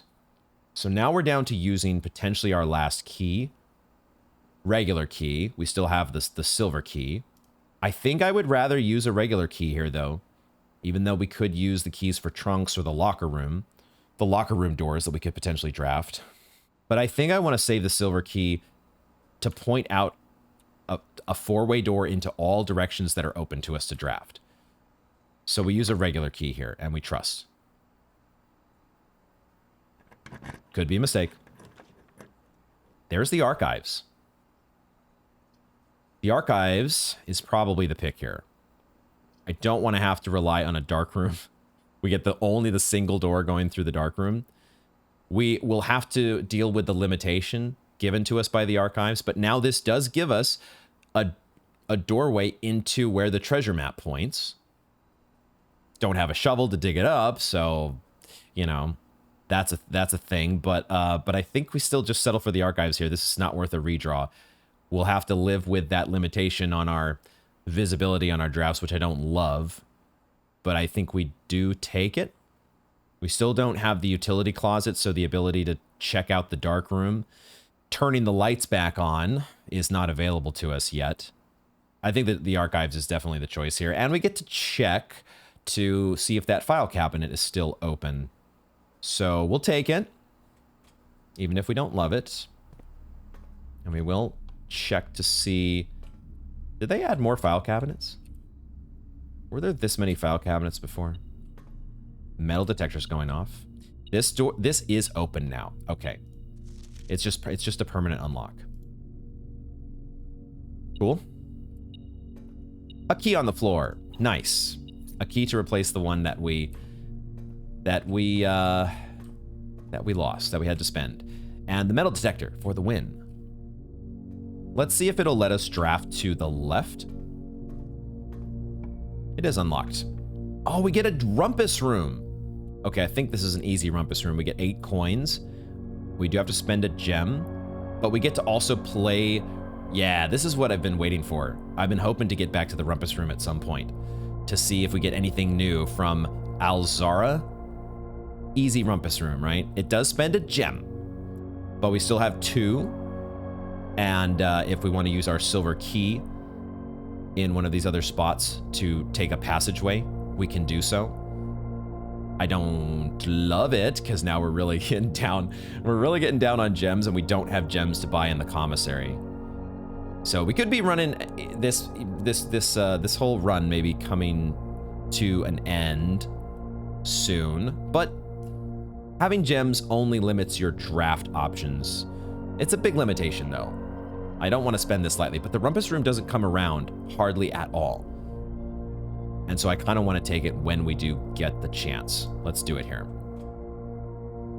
And I think we do go ahead and draft out to the left. Or we could see what we get through the top of the archives, if it'll let us. Maybe we see if it'll let us first, just to get the intel whether it's a locked door or not. And if we have to draft it, it's no big deal. So let's see. We do get to draft it, and that's a courtyard that we get. So we get to replace one of those gems. Probably should take the courtyard here. And then we might just take those gems right now. It's never the dark room over the courtyard, and I don't think I would want to shoot in the dark and risk getting a dead end here, so we definitely take the courtyard. Let's look to see. There is a shovel. I'm gonna grab that shit right now. Holy shit. You can actually get a shovel in the courtyard. Was the metal detector going off for the shovel? The metal detector was responding to the shovel, which makes me wonder if the shovel appears as a result of the metal detector. Don't tell me for sure, but that's a really fortunate pickup. I'll take my gems back, thank you very much. And now we get to dig. Oh my god. So that changes the game plan. Wait a minute. Wait a minute. This is the treasure room. This is the treasure room. Does the treasure room, if you can make it there, does it guarantee that you have a shovel in that room? And is it a spot that is... Wait a minute. Dude, that's a cracked tile. That's a...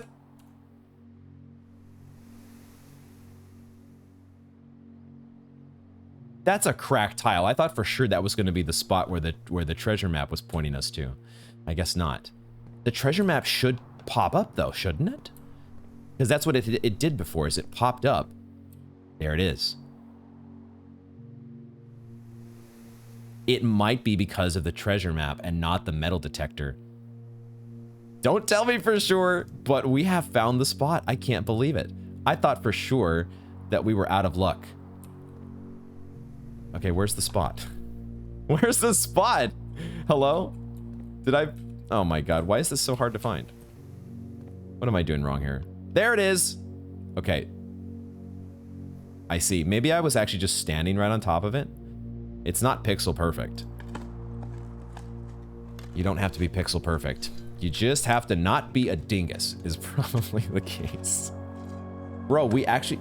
2 days in a row, we found a treasure mech. This time we didn't have a lucky rabbit's foot. Holy crap, this time we got coins. One of the lost coffers of Mount Holly, and we have coins. 40 coins? What the hell? Oh my god. Okay, we got 60 coins, folks. We had that on top of a coin purse. So 40 coins plus whatever we get from the coin purse. Oh yeah, we're getting coins from the dirt piles as well. What? Oh my god. Okay, this game is so much fun. So we can buy everything in the commissary now. I don't know if it's worth going back to the commissary at this very moment. We have 19 steps. If we did that, yeah, I don't think I want to go back to the commissary just yet. The sledgehammer is not like a have to get. The magnifying glass is not a have to get. And what was the other thing that was there? The running shoes. The running shoes would be decent. If we went back to get the running shoes, we would definitely start to save ourselves some steps immediately. I kind of would like to get a kitchen first, though. Now we have 62 coins, we want to get a kitchen, don't we? So I think the question then is, where do we draft from here? Maybe we just draft the courtyard and see if it'll let us draft any of these doors. Are any of these security doors?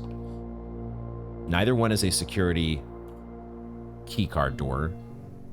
Let's just go ahead and draft the doors in the room that we're in. And let's not... I keep overthinking, is it best to draft this door in this spot? Save your steps, draft where you're at, because if there's a locked door, you get a decision, right? So if it's locked, then you can say, all right, let's come back to it later. So in this case, I might do that with the door that goes to the left. I don't think I want to use a lock or a key here just yet. I'm only at 1 key, and I still have 2 other doors potentially to draft, so let's draft the others. Just go 1 step at a time, and don't overthink things. Interesting. Probably the chapel here? This is... I want to take the utility closet, but it's a terrible place to put the utility closet. So we probably just say, all right, the chapel's fine. Especially when we have 62 coins. What do we care about the chapel now? The chapel doesn't, it's not it's not a progressive income tithe. The more income that you have, the more you have to tithe. It's not a 10% thing. So yeah, let's take the chapel, I think. Definitely not worth a redraw. And I don't think it's worth taking the crapshoot with the archived floor plan. Now, I will say, one thing we haven't been talking about is, I forgot to mention that I'm starting to think that I might have noticed a pattern in the way that rooms are aligned on the draft board here. The draft board. The options that you get offered. I want to say that the rooms are sorted by a couple different things. I think they're sorted by rarity, so that commons get sorted to the left of standard rarity rooms. And I think then the rooms that are within a rarity are sorted based on whether they're a dead end or where the doors are aligned. So I think the way that it works is doors that have... We'll have to see some more examples here. I haven't been talking about it, but something tells me that the archived floor plan here could be either an uncommon or standard rarity dead end, like the utility closet, and those are both sorted to the right of the common chapel, or there may be another common room like the den here that is rotated either the same as the chapel, or it could be rotated to the right. Like, there's a part of me that thinks this could be the den that actually has the doors pointed to both the right and up into rank 8. because I think that's the pattern I've been noticing. The T-shaped rooms have, it's when they're lined up like a T, like this, and then when other T-shaped rooms appear, if they're pointing with the door to the right and up, they get sorted to the right of the T-shaped room, like the chapel here. If it were the other way around, and you had one that was pointing to the left and up, it would be to the left of the chapel, I think. I also am not totally sure about that because I think I've seen some exceptions to that. But as I've been going and reviewing some of my draft picks, doing the draft review video and whatnot, I think I finally noticed what I think is a pattern. I should have talked about it at the start of the day, and we could have been making note of that earlier on before we started getting this archive floor plan. So there is part of me that just wants to gamba and see what I get to see if I'm right. Is this actually a den that points in the other direction?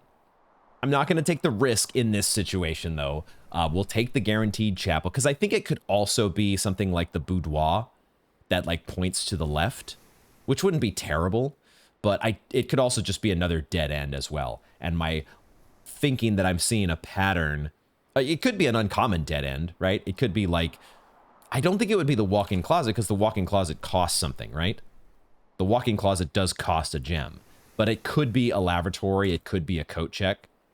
So I'm not going to overthink it. I'm just going to take the chapel, but we're not going to go to the chapel just yet. Not because I don't want to pay the tithe, but because I think we had a couple dig sites. And I also maybe want to draft through the rumpus room before I start drafting up into rank 7, potentially rank 8. So what we're going to do, we'll take the chapel and then turn around. We've done our dig sites here. That door is locked. So we could theoretically use either our regular key or our silver key, although I'd like to use the silver key at the end of the rumpus room if that's locked. So we'll go back down and we'll take the 2 dig sites in. It's going to spend us some extra steps here, but hopefully we get some back with digging up a turnip, and then it's worth it.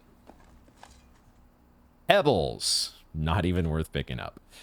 I think there should be at least one in the patio, right? Yeah, we already dug up the archive key, but there's the one that's down here. We do get a coin. Okay, that's not the most exciting thing when you've already picked up, when you've already gotten one of Mount Holly's coffers. You kind of just want the turnip. But down to 16 steps, we're still okay. We have the sleeping mask. We can draw for more bedrooms. That would have been one reason to be okay with getting a boudoir. But yeah, we could also draft a kitchen. And that's really what we're hoping for at some point here. Let's go to the rumpus room. And now, maybe we get to play the Alzara game again. Well, I mean, not maybe. We are going to play the Alzara game. It's just a matter of whether we get anything new. We also get the additional coins from the rumpus room. Now we're, at this stage of the draft, I think there's not enough things left that I would want to do for me to pass a freezer. I think if we were offered a freezer at this point, I would say, okay, yes, we've not bought all the things from the commissary, but I kind of want to just take what I've got and live with it. And we'll take our shovel and our metal detector back to the trading post and see if we can trade those in for something. I always have some indecision because it's like, man, there's so many more rooms that we could draft, and I would hate to draft a freezer here. But we still have the courtyard, and we still have the 2 rooms out of the chapel. So it's not like we're completely done with our draft if we did draft a freezer here after the rumpus room. Anyway, we don't have to make that decision just yet. There's still some coins lying around. There's even more metal detector coins on the floor, so cool. Add those to the ever-growing stash here. We're in the market for a freezer. We're in the market for a casino if we have to. Ways to bank our coins at the end of the day. I guess we've never drafted the laundry room. Supposedly, I've got this idea in my head that the laundry room would be a way for you to sink your coins or gold at the end of the day. All right, Mr. Alzara, we can at least spend some coin with you, a coin. Would you offer us anything, any new insights, perhaps?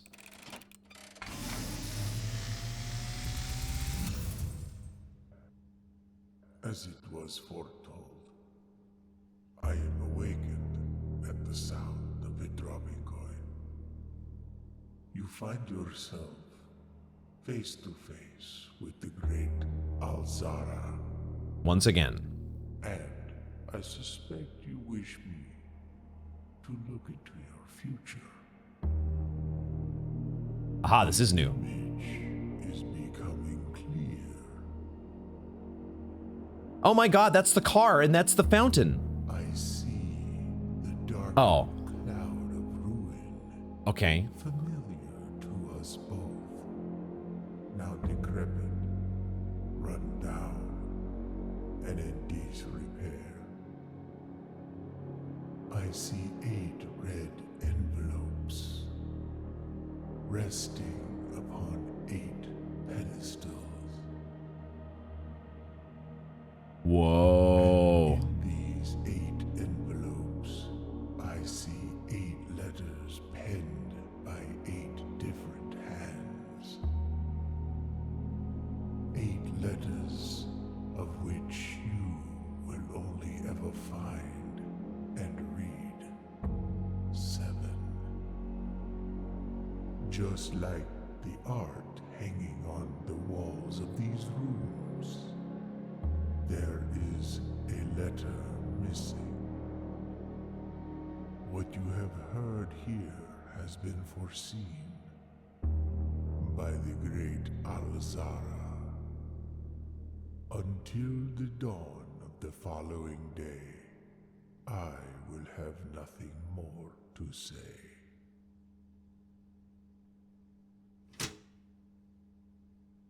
Oh boy, did we get something new. Whoa. Oh, baby. My head is spinning, trying to soak in all this new knowledge.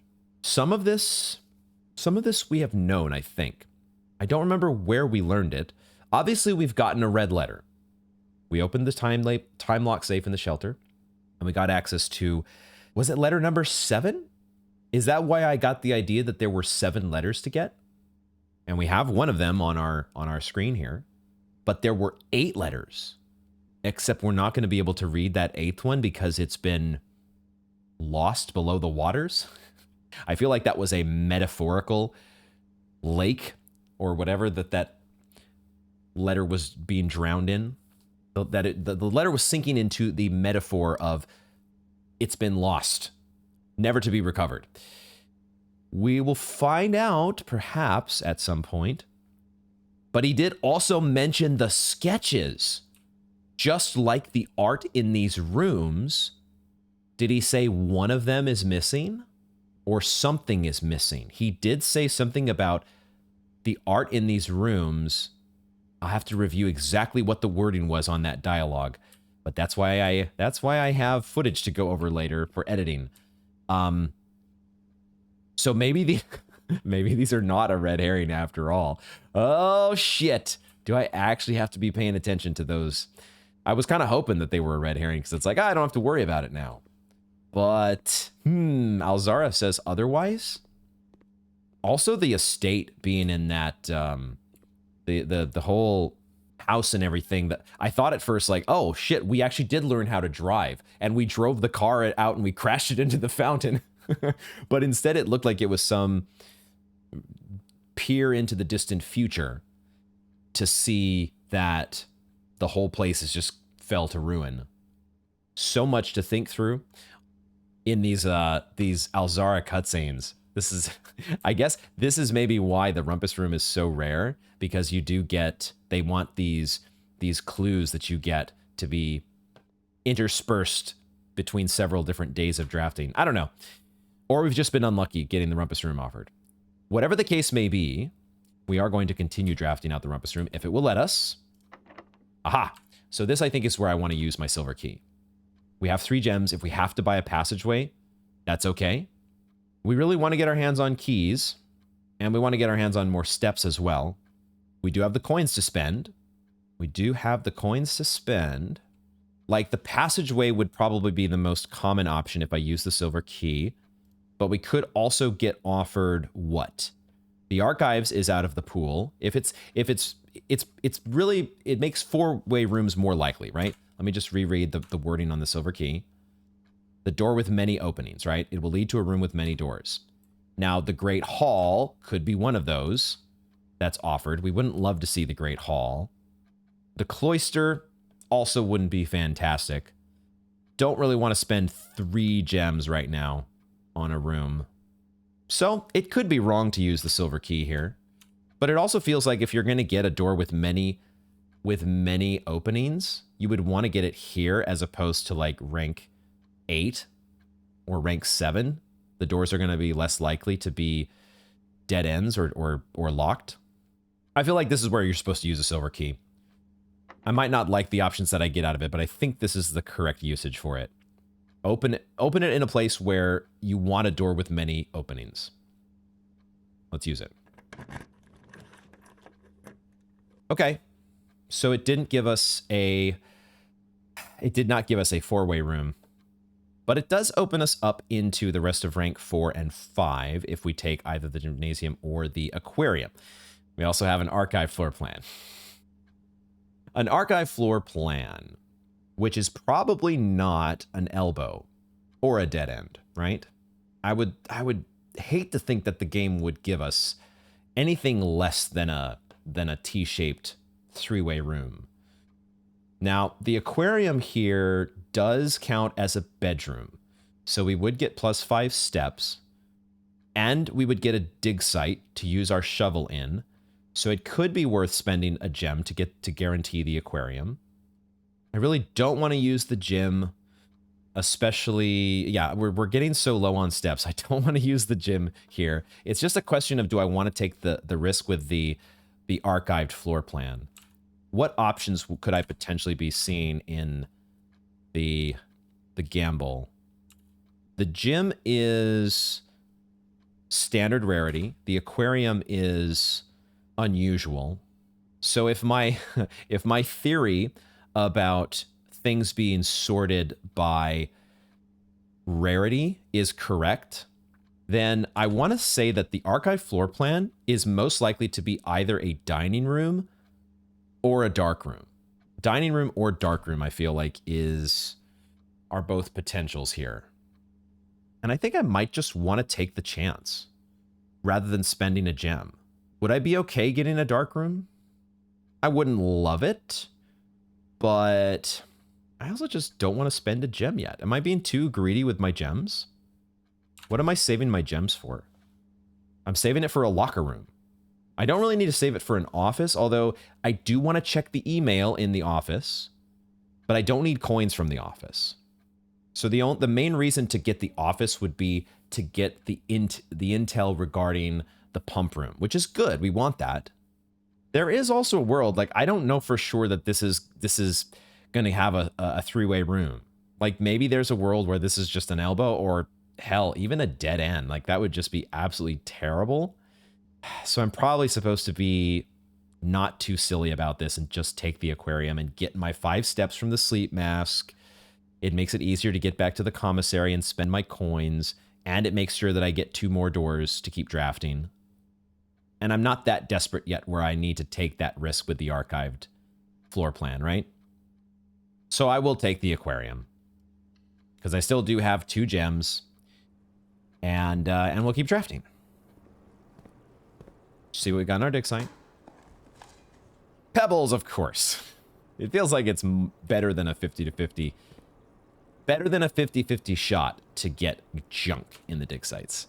Which is why I am not in love with the whole strategy of relying on dig sites. Aha. Ooh. That's a solarium. We've never drafted the solarium before. We should probably draft the solarium. The only argument against the solarium is that we're spending a gem, and we're already kind of down on gems. Or not, yes, we're already down on gems. And the fact that we're more likely now to draw unusual and rare rooms while drafting, those are often gem rooms, correct? Maybe there's a lot of rare rooms and unusual rooms that do not cost gems, like the mailroom and the sauna. Things that we would like to get to bank for our run tomorrow. But yeah, we got to take the solarium here, right? It's the new room. Take the new room. I don't want to take the coat check here. We're already so far into the run. I want to get this coat check earlier in the run so I can get more items earlier on.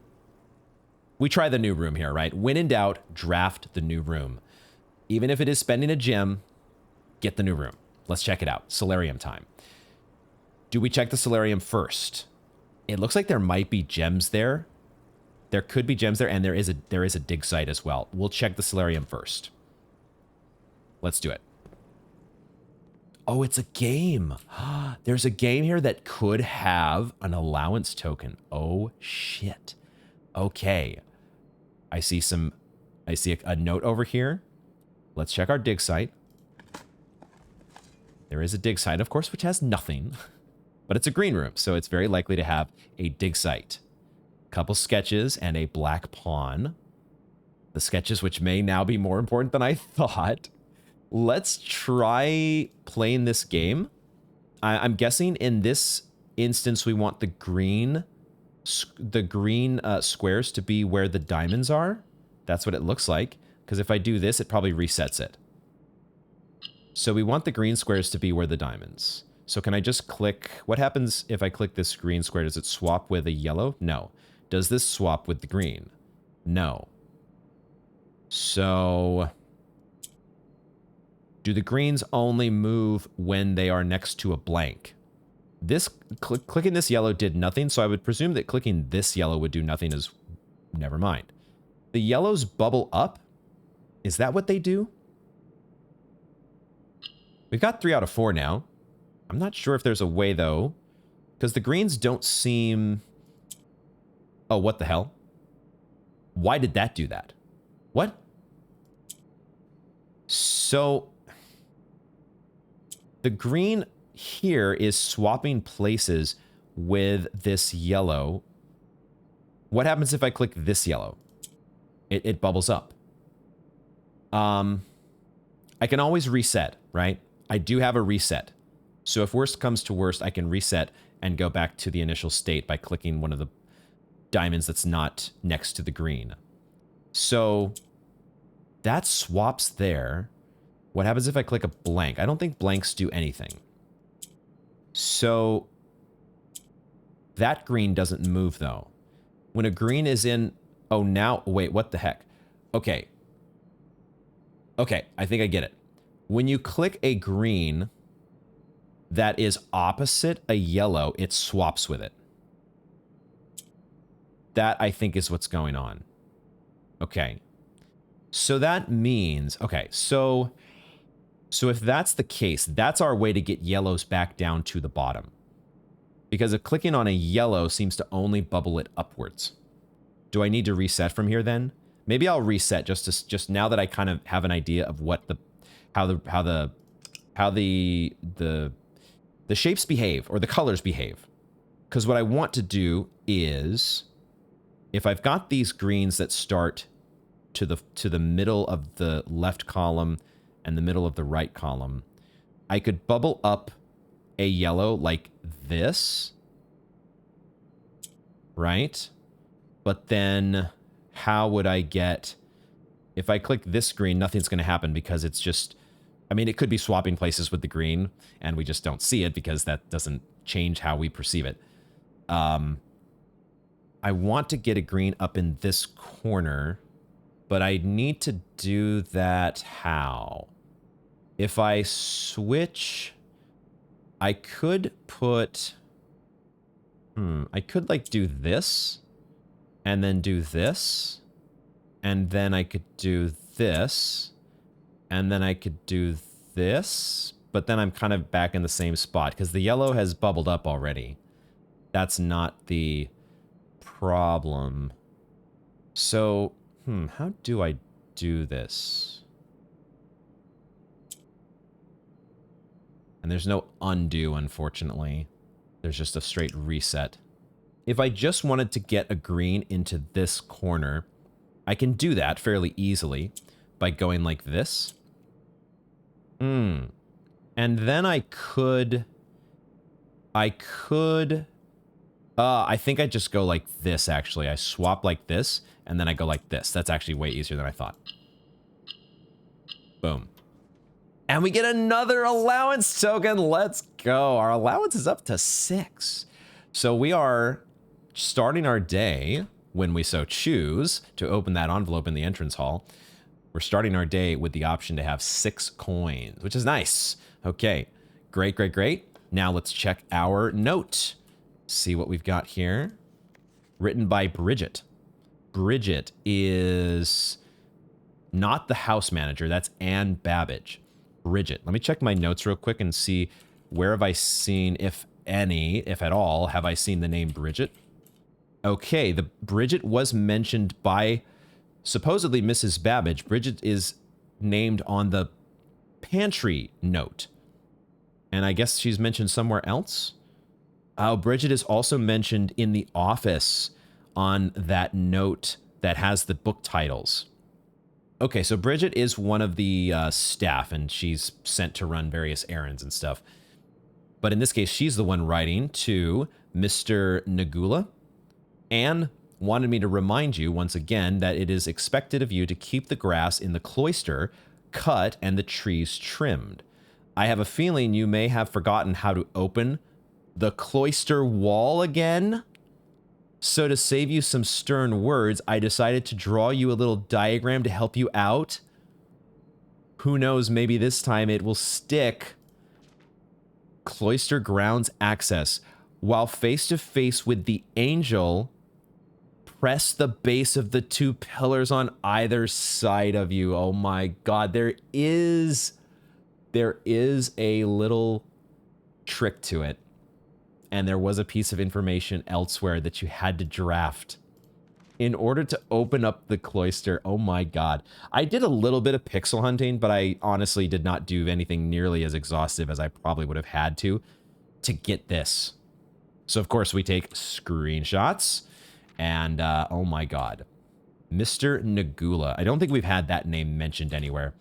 Okay, so that feels good. Whenever we do get around to drafting the cloister again, we'll know what to do, and we can get access to our dig sites, god damn it.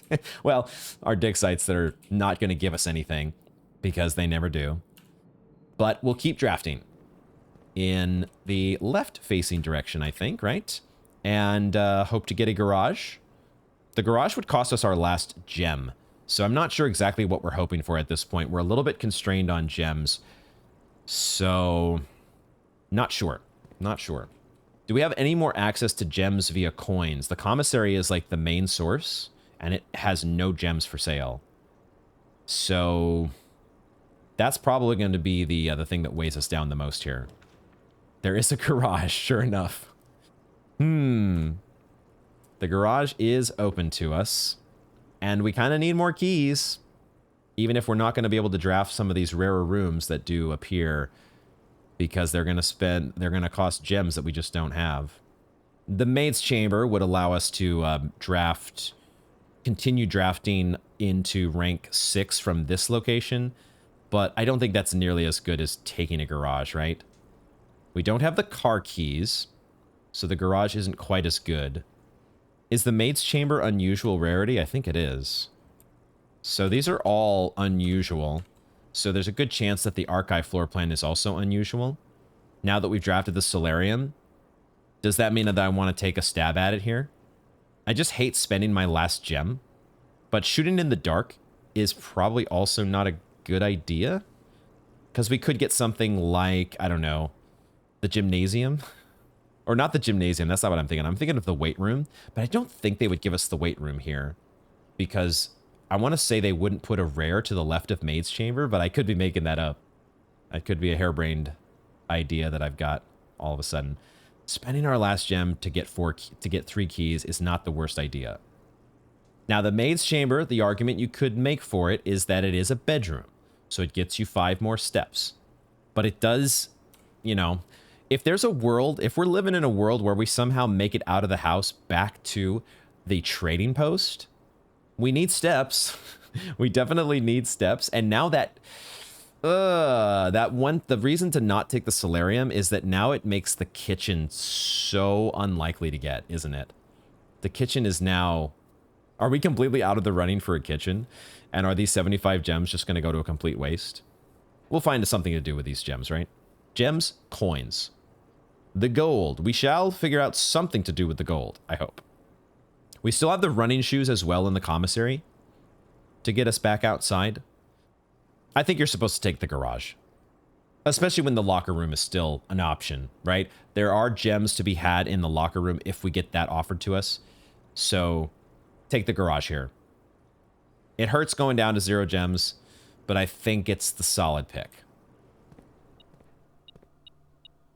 Could be wrong. You never know. Could be wrong. Metal detector's still going off. Some spare change that the metal detector has spawned for us, so that's good. We really do, though, need to get our hands on some more steps. Like, we gotta really do need the kitchen. Because I think we're in a pretty... There's a pretty strong chance that we are going to exhaust ourselves before we're able to even make it back to the commissary, even. Like, if I don't... It doesn't make sense to turn back to the commissary right now, because getting our hands on the running shoes is not going to give us enough steps to get to the trading post. So we've at least gotten value out of the trading post, if nothing else, for the allowance token. So that's already a win in that way. If we don't make it back to the trading post to trade for items, so be it. But I think the correct move is to draft forward from here.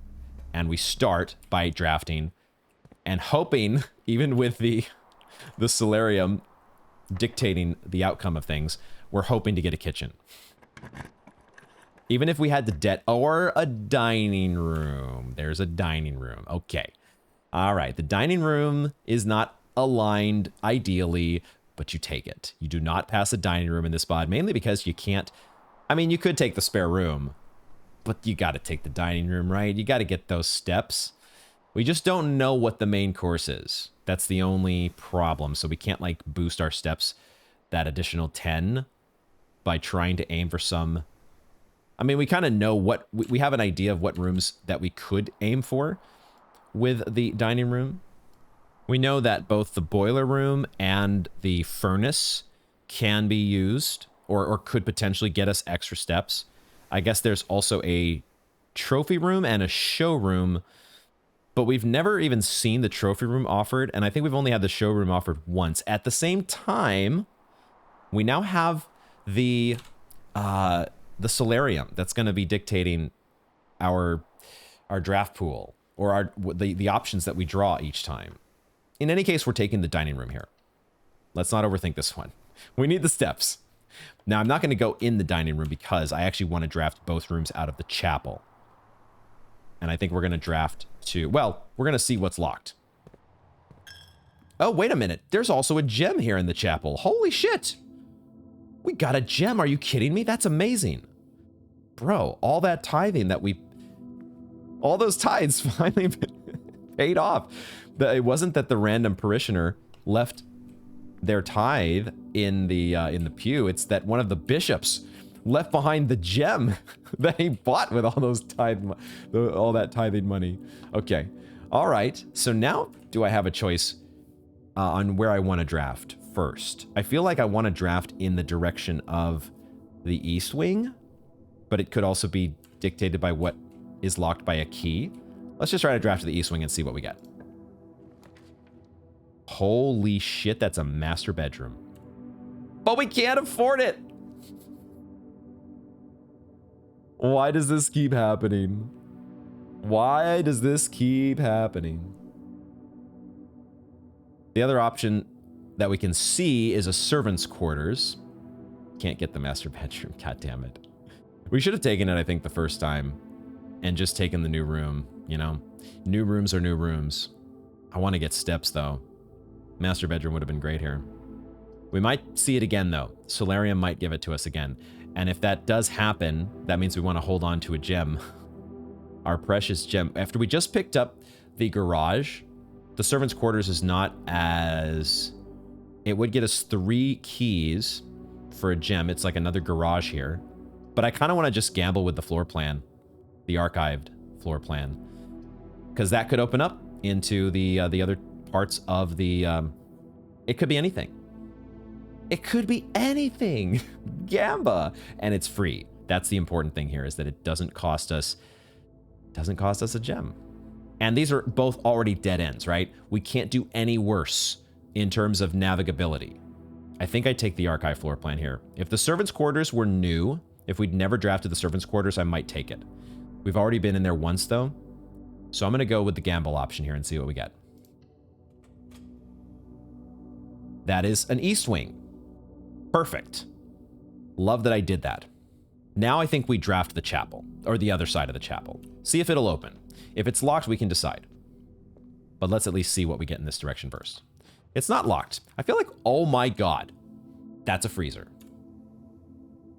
That's a freezer. I think we take the freezer. I can't be greedy this time.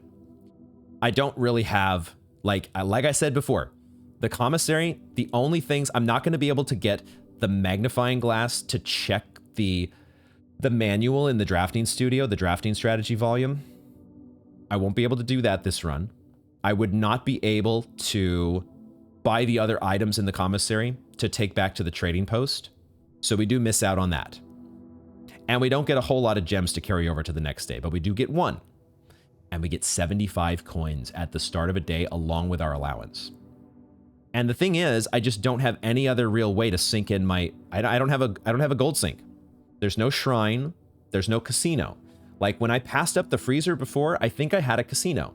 And I kind of knew that at the very least I have something to do with my coins without letting them go to waste. I don't have that guarantee in this case. And we've also never drafted the freezer before.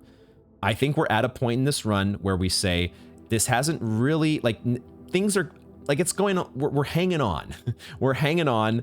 We're just not really, I don't know. There still could be a lot of potential in the run. You know, with the solarium, you never know what else you're going to be offered. But I also know that it's, like, there's a wine cellar that we could potentially get still. And that might be one reason to say, let's not take the freezer. Let's try to get lucky and keep our run going through the East Wing Hall. But I think we're at that point where we need to take the freezer. And from there on, because we have a sauna in the pool, now we can really start to aim at powering up tomorrow's run. And we get to draft a new room. Let's not pass up the freezer again. Let's take it. Time to get frozen.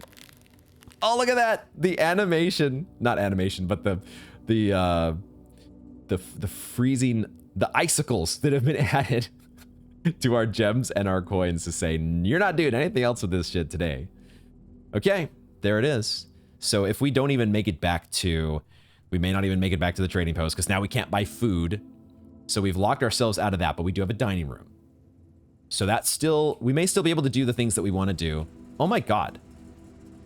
Okay, I thought for a second that we might have entered into like Legend of Zelda mode here where we have to watch our heart rate or something to make sure we don't die while we're in the freezer. But we have a thermometer that has showed up inside the freezer, which suggests to me that there must be some way to turn off the freezer. Because we do see there are gems, there's a key, and maybe other items that are frozen. Which maybe it could be that we could thaw them out. But does that mean we'd also be thawing out our coins and our gems? Because we have intelligence from the laboratory to suggest that the freezer could be powered down. Right now, man, it's so cold in here. What the hell? Negative 16C? Yeah, we might freeze to death if we wait around too long. Let's actually open the freezer and see what's in here.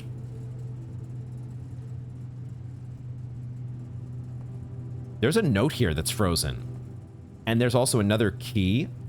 It looks like a very special key. Maybe. It's hard to say, but it feels like it has a symbol that's kind of like the basement key. This wouldn't be another basement key, would it? There's also sketches in here. Let me close this again. There was a note that I forgot to read. Not for staff use. Master Sinclair's personal freezer. Okay, so we do need to find a way to power down the freezer so we can at least get access to this note. Well, I'll take a screenshot of this. As well as... I guess I'll take a screenshot of the whole thing with the sketches. Take it all into account. Okay, well this is going to be exciting that we're starting the day with just a crap ton of coins. I don't know if we're going to be able to use them all, but at least we can know, hey, draft as many shops as you can get your hands on tomorrow.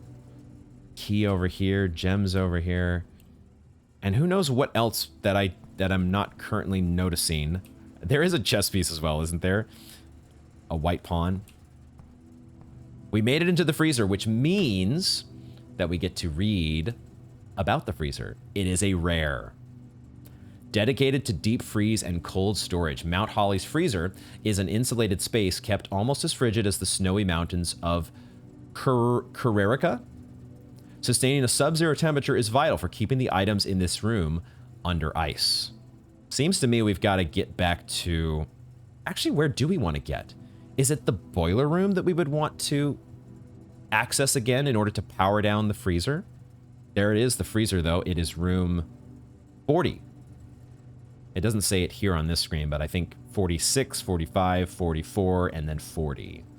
We have fully filled in rooms 37 through 46, which feels nice. I don't think we read the locksmith either. I think we didn't see that. It is an unusual, which makes sense. We haven't seen it hardly at all. Considering the amount of floor plans and different doors that can appear on any given day, it was only a matter of time before a full-time locksmith service became an essential requisite on the estate. Cool, cool, cool. And then I think we might have already read about the solarium, maybe? A quaint floral sitting room surrounded entirely by tinted glass panes. The solarium is ideal for tea in the afternoons or getting some sun without the hassle of going outside. Okay. The dormitory as well we already read about in the drafting studio. Okay, we drafted a freezer. Cool, cool, cool. Yes, pun intended. Does this mean now we don't have to pay a tithe? Probably going through the chapel. Probably does mean that. It does also mean that we kind of need to draft rank 8, don't we? We kind of need to go chapel, East Wing Hall, and then get whatever room is at rank 8, and then come back to the dining room, because otherwise we're going to be just out of steps if we don't do that. So I think we have to, before we do anything else, we don't have to pay the tithe, because my shit is frozen. Na na na na na na. Anything in the East Hall? Any keys or anything? Because now we don't care. We can't. I don't know. Would the metal detector spawn more coins now that all is frozen? It could spawn more keys, so it probably still has its effect. And we do have to use one of those keys. Can't carry those over to the next day. So let's do it. And now can't take the master bedroom for sure today. For sure, that will not happen. The pantry would have fruit in it, would it not? And it would let us keep drafting into rank 8. So that's probably the choice here. The archived floor plan could be a dead end. And I think I want to get the extra steps and also the extra door that goes into the rest of rank 8. So let's do that. And we'll hope to keep things going. We'll save our die for later. We won't take the gamble yet with the archive floor plan. So pantry it is. Kind of amazing to get the pantry offered up here when we have a solarium. Now we do have to ring the dinner bell by going inside. So we'll do that. Get our snack. Now it's not going to let us pick these up, right?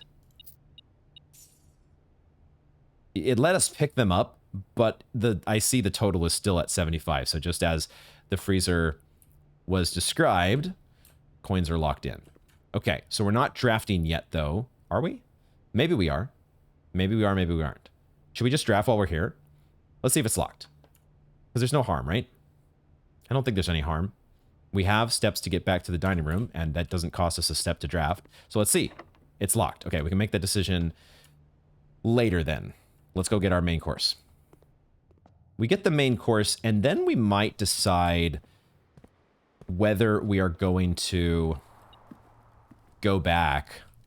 The metal detector's going off here as well. Yo, there's car keys. Yo, okay. Car keys is legit. Do car keys, I wonder if those also could be an effect from the metal detector. Not only does the metal detector make regular keys and coins more likely, but just special keys as well. Is this also a new main course? Have we ever had fish before? Yo, are you kidding me? This is a lemon glazed salmon, charbroiled Cajun spice salmon, lemon butter sauce served over spinach leaf. That actually sounds awesome. We get the 10 additional steps because we have an aquarium. That is so dope. Oh my God. So lucky. How lucky are we to at 3 steps left, no less. 30 steps. Boom. Who needs a kitchen? Kitchens are overrated. Overrated. Okay. Now what do we do with these 30 steps? 33 steps. What the fuck? I want to go back to the garage is one of the things I want to do. Let's see. At this point, if we did go back to the trading post, it would be how many steps? It would be 15 steps to reach the trading post. We have more than enough. So it's probably, and that's from the dining room. So it would be 14 from the courtyard.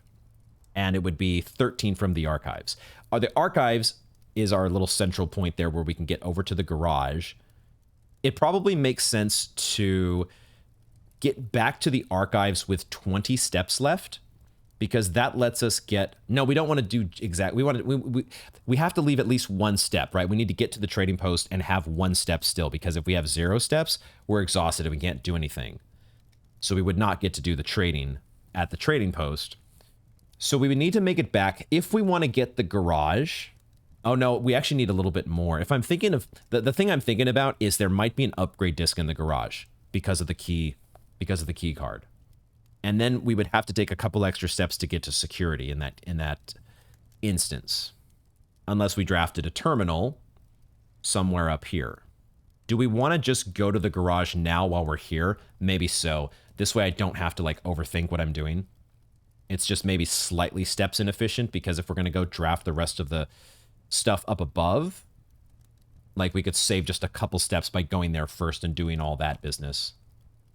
But I think just to simplify, make my life a little bit simpler, the possibility of an upgrade disc makes me want to go to the car now, because there's nowhere else to use the car keys. So we go here and see what's in the trunk. Could also be special items that we would want to take back to the trading post. Let's find out. Battery pack and a secret garden. Okay, this is this is the second time now that we have found the secret garden key in the trunk, is it not? As well as that battery. I think the battery has showed up 3 times.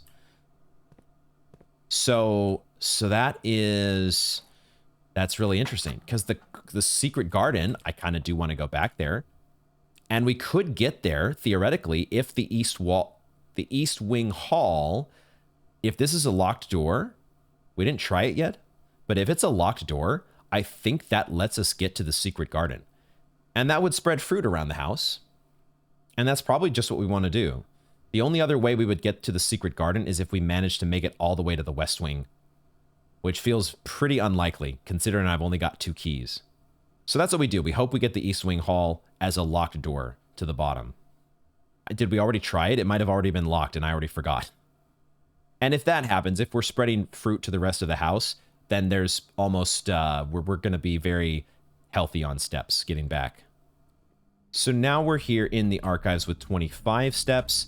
We don't have to go back to the garage. So now at this point, this is where we have, it takes us 13 steps from this point to reach the trading post, if I've done my math correctly. So we just need to make sure we get back to the archives with more than 13 steps. We need to have 14 at a minimum. Maybe 15 just to be safe, to make sure I haven't screwed up my math. But if there's a whole bunch of, let's find out if there's going to be a whole bunch of fruit lying around. If we're able to use the secret garden key here, which we might as well, if we have the option to. Yeah, let's do it. It should work here, because I think it should open from any of the sides. If you're on a wing, it shouldn't matter what direction you're drafting from. You should be able to use the secret garden no matter what, and it does work here. Nice. Okay. And then I think, yeah, we have a shovel as well. Like, this is clearly the right pick, right? This is clearly the correct option. Maybe we'll even get a turnip. An ordinary key. All right, cool. I think we got one of those before. So the key is maybe the rarest option to show up, but it has a chance. You're telling me there's a chance. Now, right, so the spread fruit has already happened. So that's just going to be something that we find as we're making our way back through. I did want to experiment once more with the wheels here, because I think I did something, or I failed to do something very... Wait a minute. This is turning a different arrow now, isn't it? Or maybe I'm mistaken. Let me check my notes. Go to my notes for the secret garden. I thought that it was the big arrow that we could not turn last time, but I might have had it mixed up. Maybe it was the small arrow. No, okay, the left wheel controls the big bottom arrow. Okay, it's the top arrow that we theoretically cannot turn, at least from this location. Unless I've missed some other wheel. But I think these are the two wheels that we're looking at here. I don't think I tried turning the arrows all in the same direction. As I was editing my footage for day 10, I realized, oh, why didn't I just try pointing the arrows all at the rogue moon and see what happens? That feels like a very simple thing that I could have tried. Yo! Oh my god, are you kidding me? You've got to be kidding me. That's a third antechamber lever. What the fuck? And it's the one that goes to the left hand. What? That's so unexpected. This is what the actual hell. We found the third antechamber lever. And it was so simple. Turns out, overthinking was not getting me anywhere. I thought that this was going to have to be a puzzle that we like solved by looking at a poem that was in a clock tower and maybe finding another lever somewhere else. And then my eased, non-stressed editor brain looked at it and said, wait, why don't you just point all the arrows in the same direction, you dingus? Sure enough, that was the answer. Don't overthink it. You can close these, right? It's not... I think we did this with the Great Hall door. Don't know why there would be an advantage to doing that. That's incredible. We found an antechamber lever. The last of them, supposedly, although maybe there's also one that opens the Rogue Moon door. There has to be something that opens the Rogue Moon door, doesn't there? Maybe. Maybe not. We still have 3 keys, so there is a world where we could get over to that antechamber door. So we should try to aim for that if we can, I think.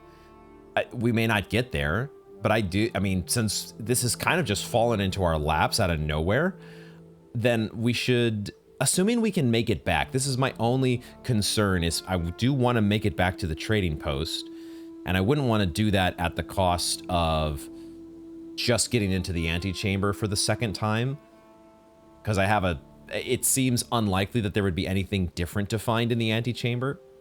But we have just spread a bunch of fruit through the house, so making our way back to the entrance hall there should be a lot of extra steps for us to eat. A lot of extra steps for us to eat. Just things that you say while playing a video game. We still also do have the pump room that I might want to finagle with, although I have less incentive to do so now that the pool, we can't get any more coins from it. Let's wait, though, and think about that when we have to. We don't have to think about it until we're down to, like, I don't know, 15 steps or something. Because theoretically, there should be a whole bunch of fruit along the way here to find. Like right here, there's an orange already. And that's 5 steps, right? So this is not going to be something that we should have to stress about. So let's just keep drafting for now and see. Who knows? Maybe we can get over to the antechamber. It's just going to be a question of keys, I think. That's really going to be the limiting factor. Dude, that's a workshop. That's a workshop. It's not going to be the most amazing workshop, because I feel like we've actually already tried to combine some of these things. Didn't we try to combine battery pack and metal detector at one point? But I think we take it here because there's at least going to be a new item in the workshop itself, is there not? So we definitely take it here because it keeps our draft going to the other side of the antechamber, potentially. And we still have a die left. Slam dunk workshop. And we keep it going. And the metal detector does net us... What is this? Oh, this is just a gear that was here before. Okay. It looked like it was an item for a second. I thought, oh, an exciting new gear option. Oh, it's a sledgehammer. Okay. Yay, sledgehammer for the trunks that we already opened. All right. Okay. So are there any new options to do here? I'm guessing no. Shovel plus sledgehammer. Of course, that doesn't make sense. Shovel plus battery pack. What? Wait, shovel and metal detector? It becomes a detector shovel? Oh shit, I do want to try that, don't I? Whoa. Okay. Okay. Let's check the other options. Shovel plus battery pack still needs something additional. And you can't do the metal detector along with these two. So there's something else that we need to combine with the shovel and the battery pack in order for it to do whatever it's supposed to do. What about the sledgehammer plus anything else? The sledgehammer plus the battery pack plus something else could be an option.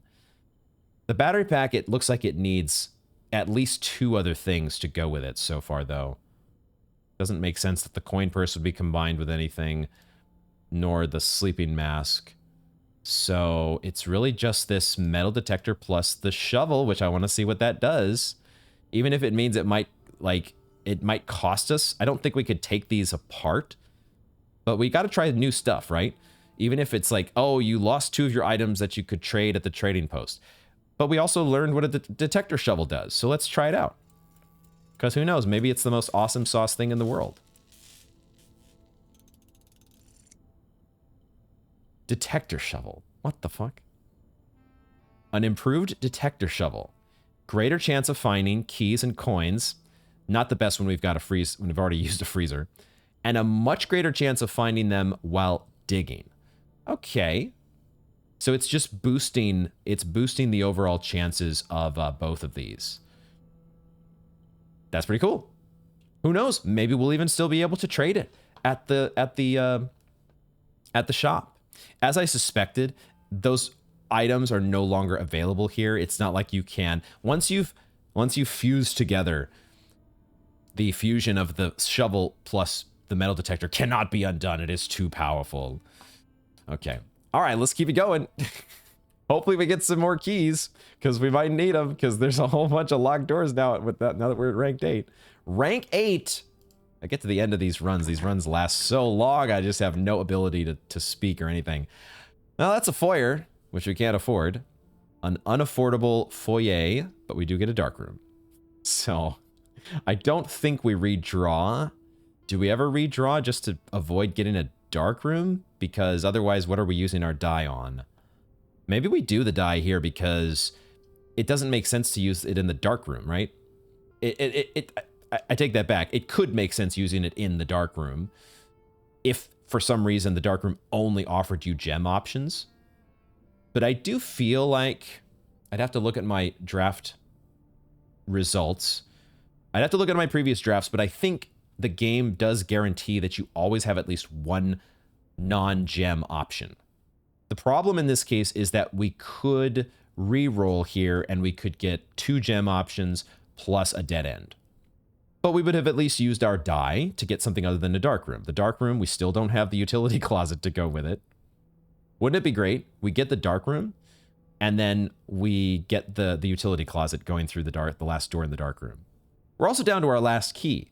Like, there's no guarantees at all that we even get to rank 9 from this position. So it's just a matter of what gamble are you more willing to take. Because of the fact that we might not even get to use our redraw, I think I do want to use it here. We could get unlucky and we could just get another dead end, but I feel like the run is pretty much at an end at this point anyways, so we might as well just, like, if we get a mailroom here, then we're going to be so happy. If we get a sauna, we're going to be so happy. Let's get one more shot at those before we have to take a stab literally in the dark.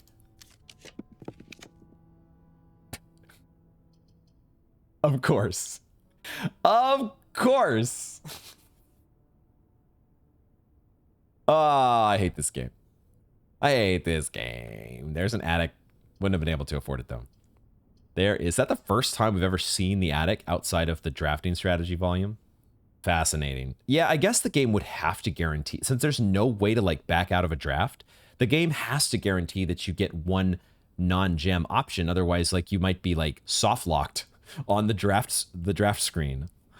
So, yeah, we take the utility closet, and I don't even think it's worth taking the steps to get into the utility closet because we never got the office.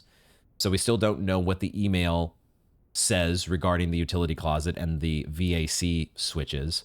We have no reason to power down a gymnasium or power up a dark room or power down the security keycard system because guess what? We're out of doors.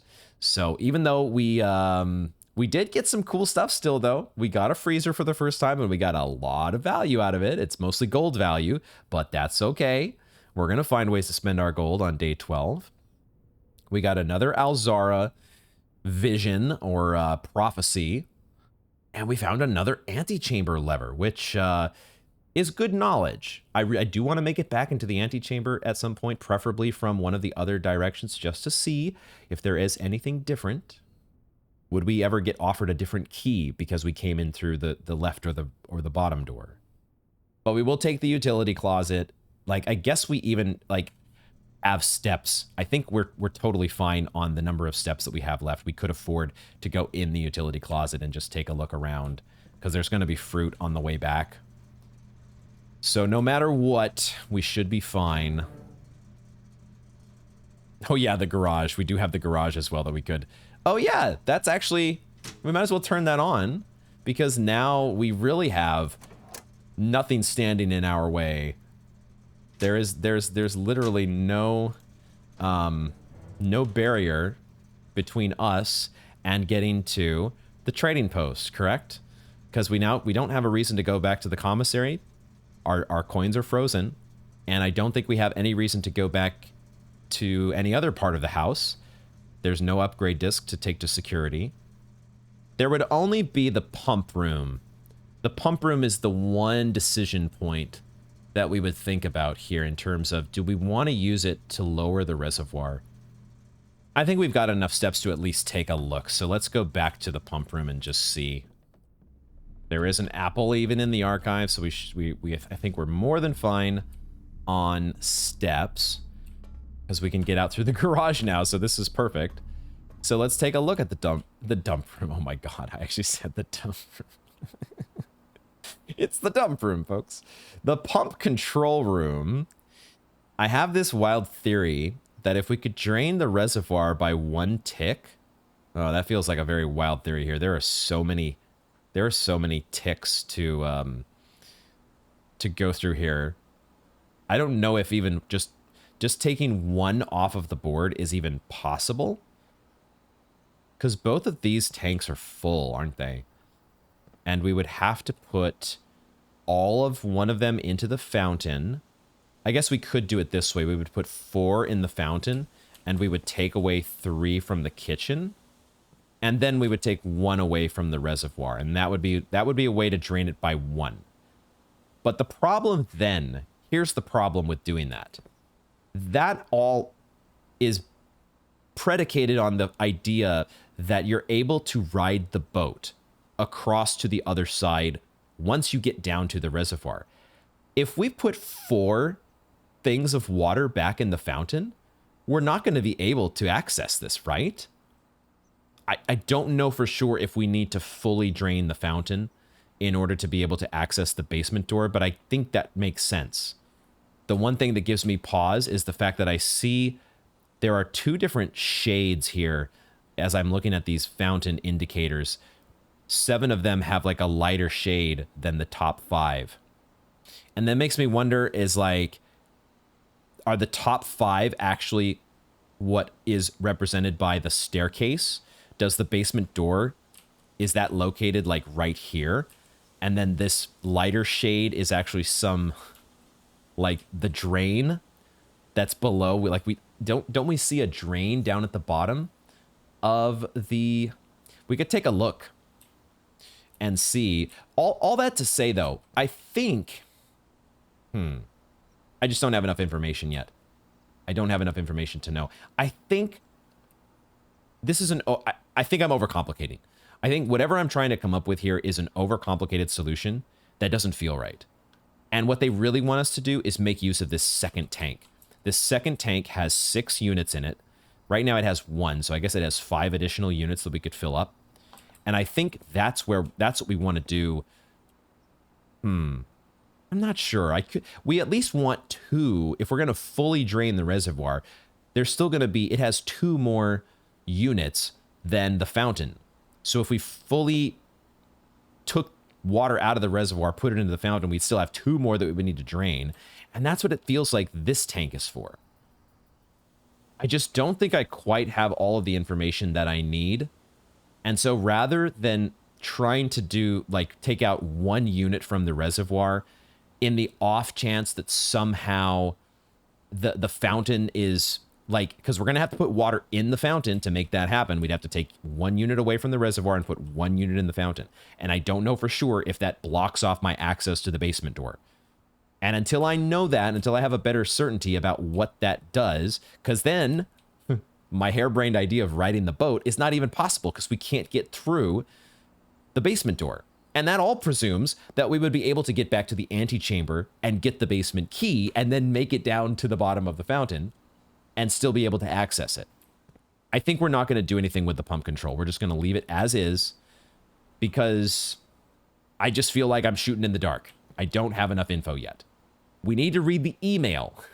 The email in the office could clear things up for us, just like we had a note today that cleared up the cloister for us and how we can access those dig sites and the inner part of the cloister. So just wait until you get more information. So for now, I don't think there's anything else to do other than to head out to the trading post. So let's do that.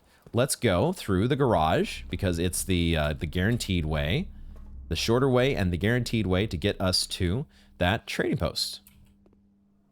Power is now flowing to the garage door. So we get out into the West Wing path once again, which is cool. Not as cool as the very first time, but you know, it's still cool to be outdoors touching grass. After a long day of drafting, another bird bath over here. Are these important? And there's the plank of wood that does get set down once you've actually opened up this path. Cool. Alrighty, and then we can see, would our contraption that we built ever be an option that they would let us trade in? Are we allowed to touch the dynamite? Still can't pick that up. I don't know if we're ever going to get an item that allows us to pick up dynamite. Okay, all of these are options now. Oh, it actually treats the sledgehammer as its own? Oh, I forgot, it's the detector shovel. That's what we didn't trade in the sledgehammer. We could theoretically trade in any one of these, huh? Well, I'm just a little afraid, I'm a little worried if, you know, this is going to be like I click this one item and then I don't get the chance to trade any others. So let's just trade the most powerful. They're all going away at the end of the day, no matter what. So let's see what happens if we do the detector shovel. Trading post. The trade offer is detector shovel for gear wrench. I see. So it does actually say what it says. You trade in for the gear wrench. In this case, I don't think we can make any use out of because, well, we have no more rooms to draft. And the whole point of getting the gear wrench, if I remember, is you permanently adjust the rarity. We might still get it just in case because maybe it works in rooms that you've already drafted. Like we could maybe make the pump room super common. Let's not trade just yet then. What about the sledgehammer? We could just trade the sledgehammer for the coupon book. Is that the same trade? Does it offer the same one? It does. The battery pack? We could swap the battery pack for the magnifying glass. Oh, you could swap the car keys for 2 ivory dice. Oh my god, you can get just regular items. What about the coin purse? Coupon book? Sleeping mask for magnifying glass. And the treasure map for a coupon book. The detector shovel was what? A gear wrench? Let's go ahead and make this trade for the gear wrench. Although, I feel like I want to trade. I just don't know how many. We have 11 steps left. We might not be able to make it where I want to go anyways, but there is fruit in the house still, so we might. Because if I can get a magnifying glass, that means we can go check the drafting studio book. So that would be one cool thing we could do if we have the steps for it. So let's try to trade the battery pack for a magnifying glass. Oh, and now it just... Oh, you can just keep doing this. You could just keep doing this. The magnifying glass could get traded for a salt shaker. Oh, this is a replenishable. You could just keep doing this. So once you have some, you know, even just like 2 or 3 items, the trading post could be amazing because now it's opened up. You don't just have 2 or 3 items, you have 5 or 6 items. Now, I suppose, I assume if you traded the car keys, I wonder if it's trading us the car keys for 2 ivory dice because we've already used the car keys to open up, like it's no longer useful to us. We've already gotten the usage out of the car keys. Let's find out. If I trade this, it should just go away, right? Yeah, that's really interesting. Now the sleeping mask could be traded for 2 gems. Wasn't that something different before? I don't think this is, we might do this because I don't have any more use for the sleeping mask. Do I? Or do I have, could I somehow get the bedroom steps? Do I have further value that I could get from the bed? I kind of want to just see if the sleeping mask is traded for 2 gems. It's not going to add it to my total, right? Because it's frozen. It's definitely frozen, right? Okay, so that just goes away. Interesting, though, that it changed from what it was. Was that because I had traded in the car keys and now the items below it? No, the detector shovel still trades for the gear wrench. Let's trade the gear wrench. Let's trade this for the gear wrench and see, because we don't need keys or coins anymore for this run. So we'll take the gear wrench. And now we will go back through the garage and through the pump room if we can, because I want to see if the gear wrench actually has a usage at the pump room. I have a feeling no. I think it's going to only work if you were in the middle of drafting. It's one of these options that shows up when you have the 3 options in front of you, 3 floor plans. But let's find out for sure. Gotta try. And we have a magnifying glass now, so we should be able to read the book, assuming I have the steps, I think. So now we step in the pump room, and yeah, it doesn't activate the gear wrench or anything in here automatically like the watering can. So I think it's something you have to use while drafting. Okay, so the trading post is interesting because it can be very powerful, but you do have to go outside in the middle of a run to really make the most out of it, don't you?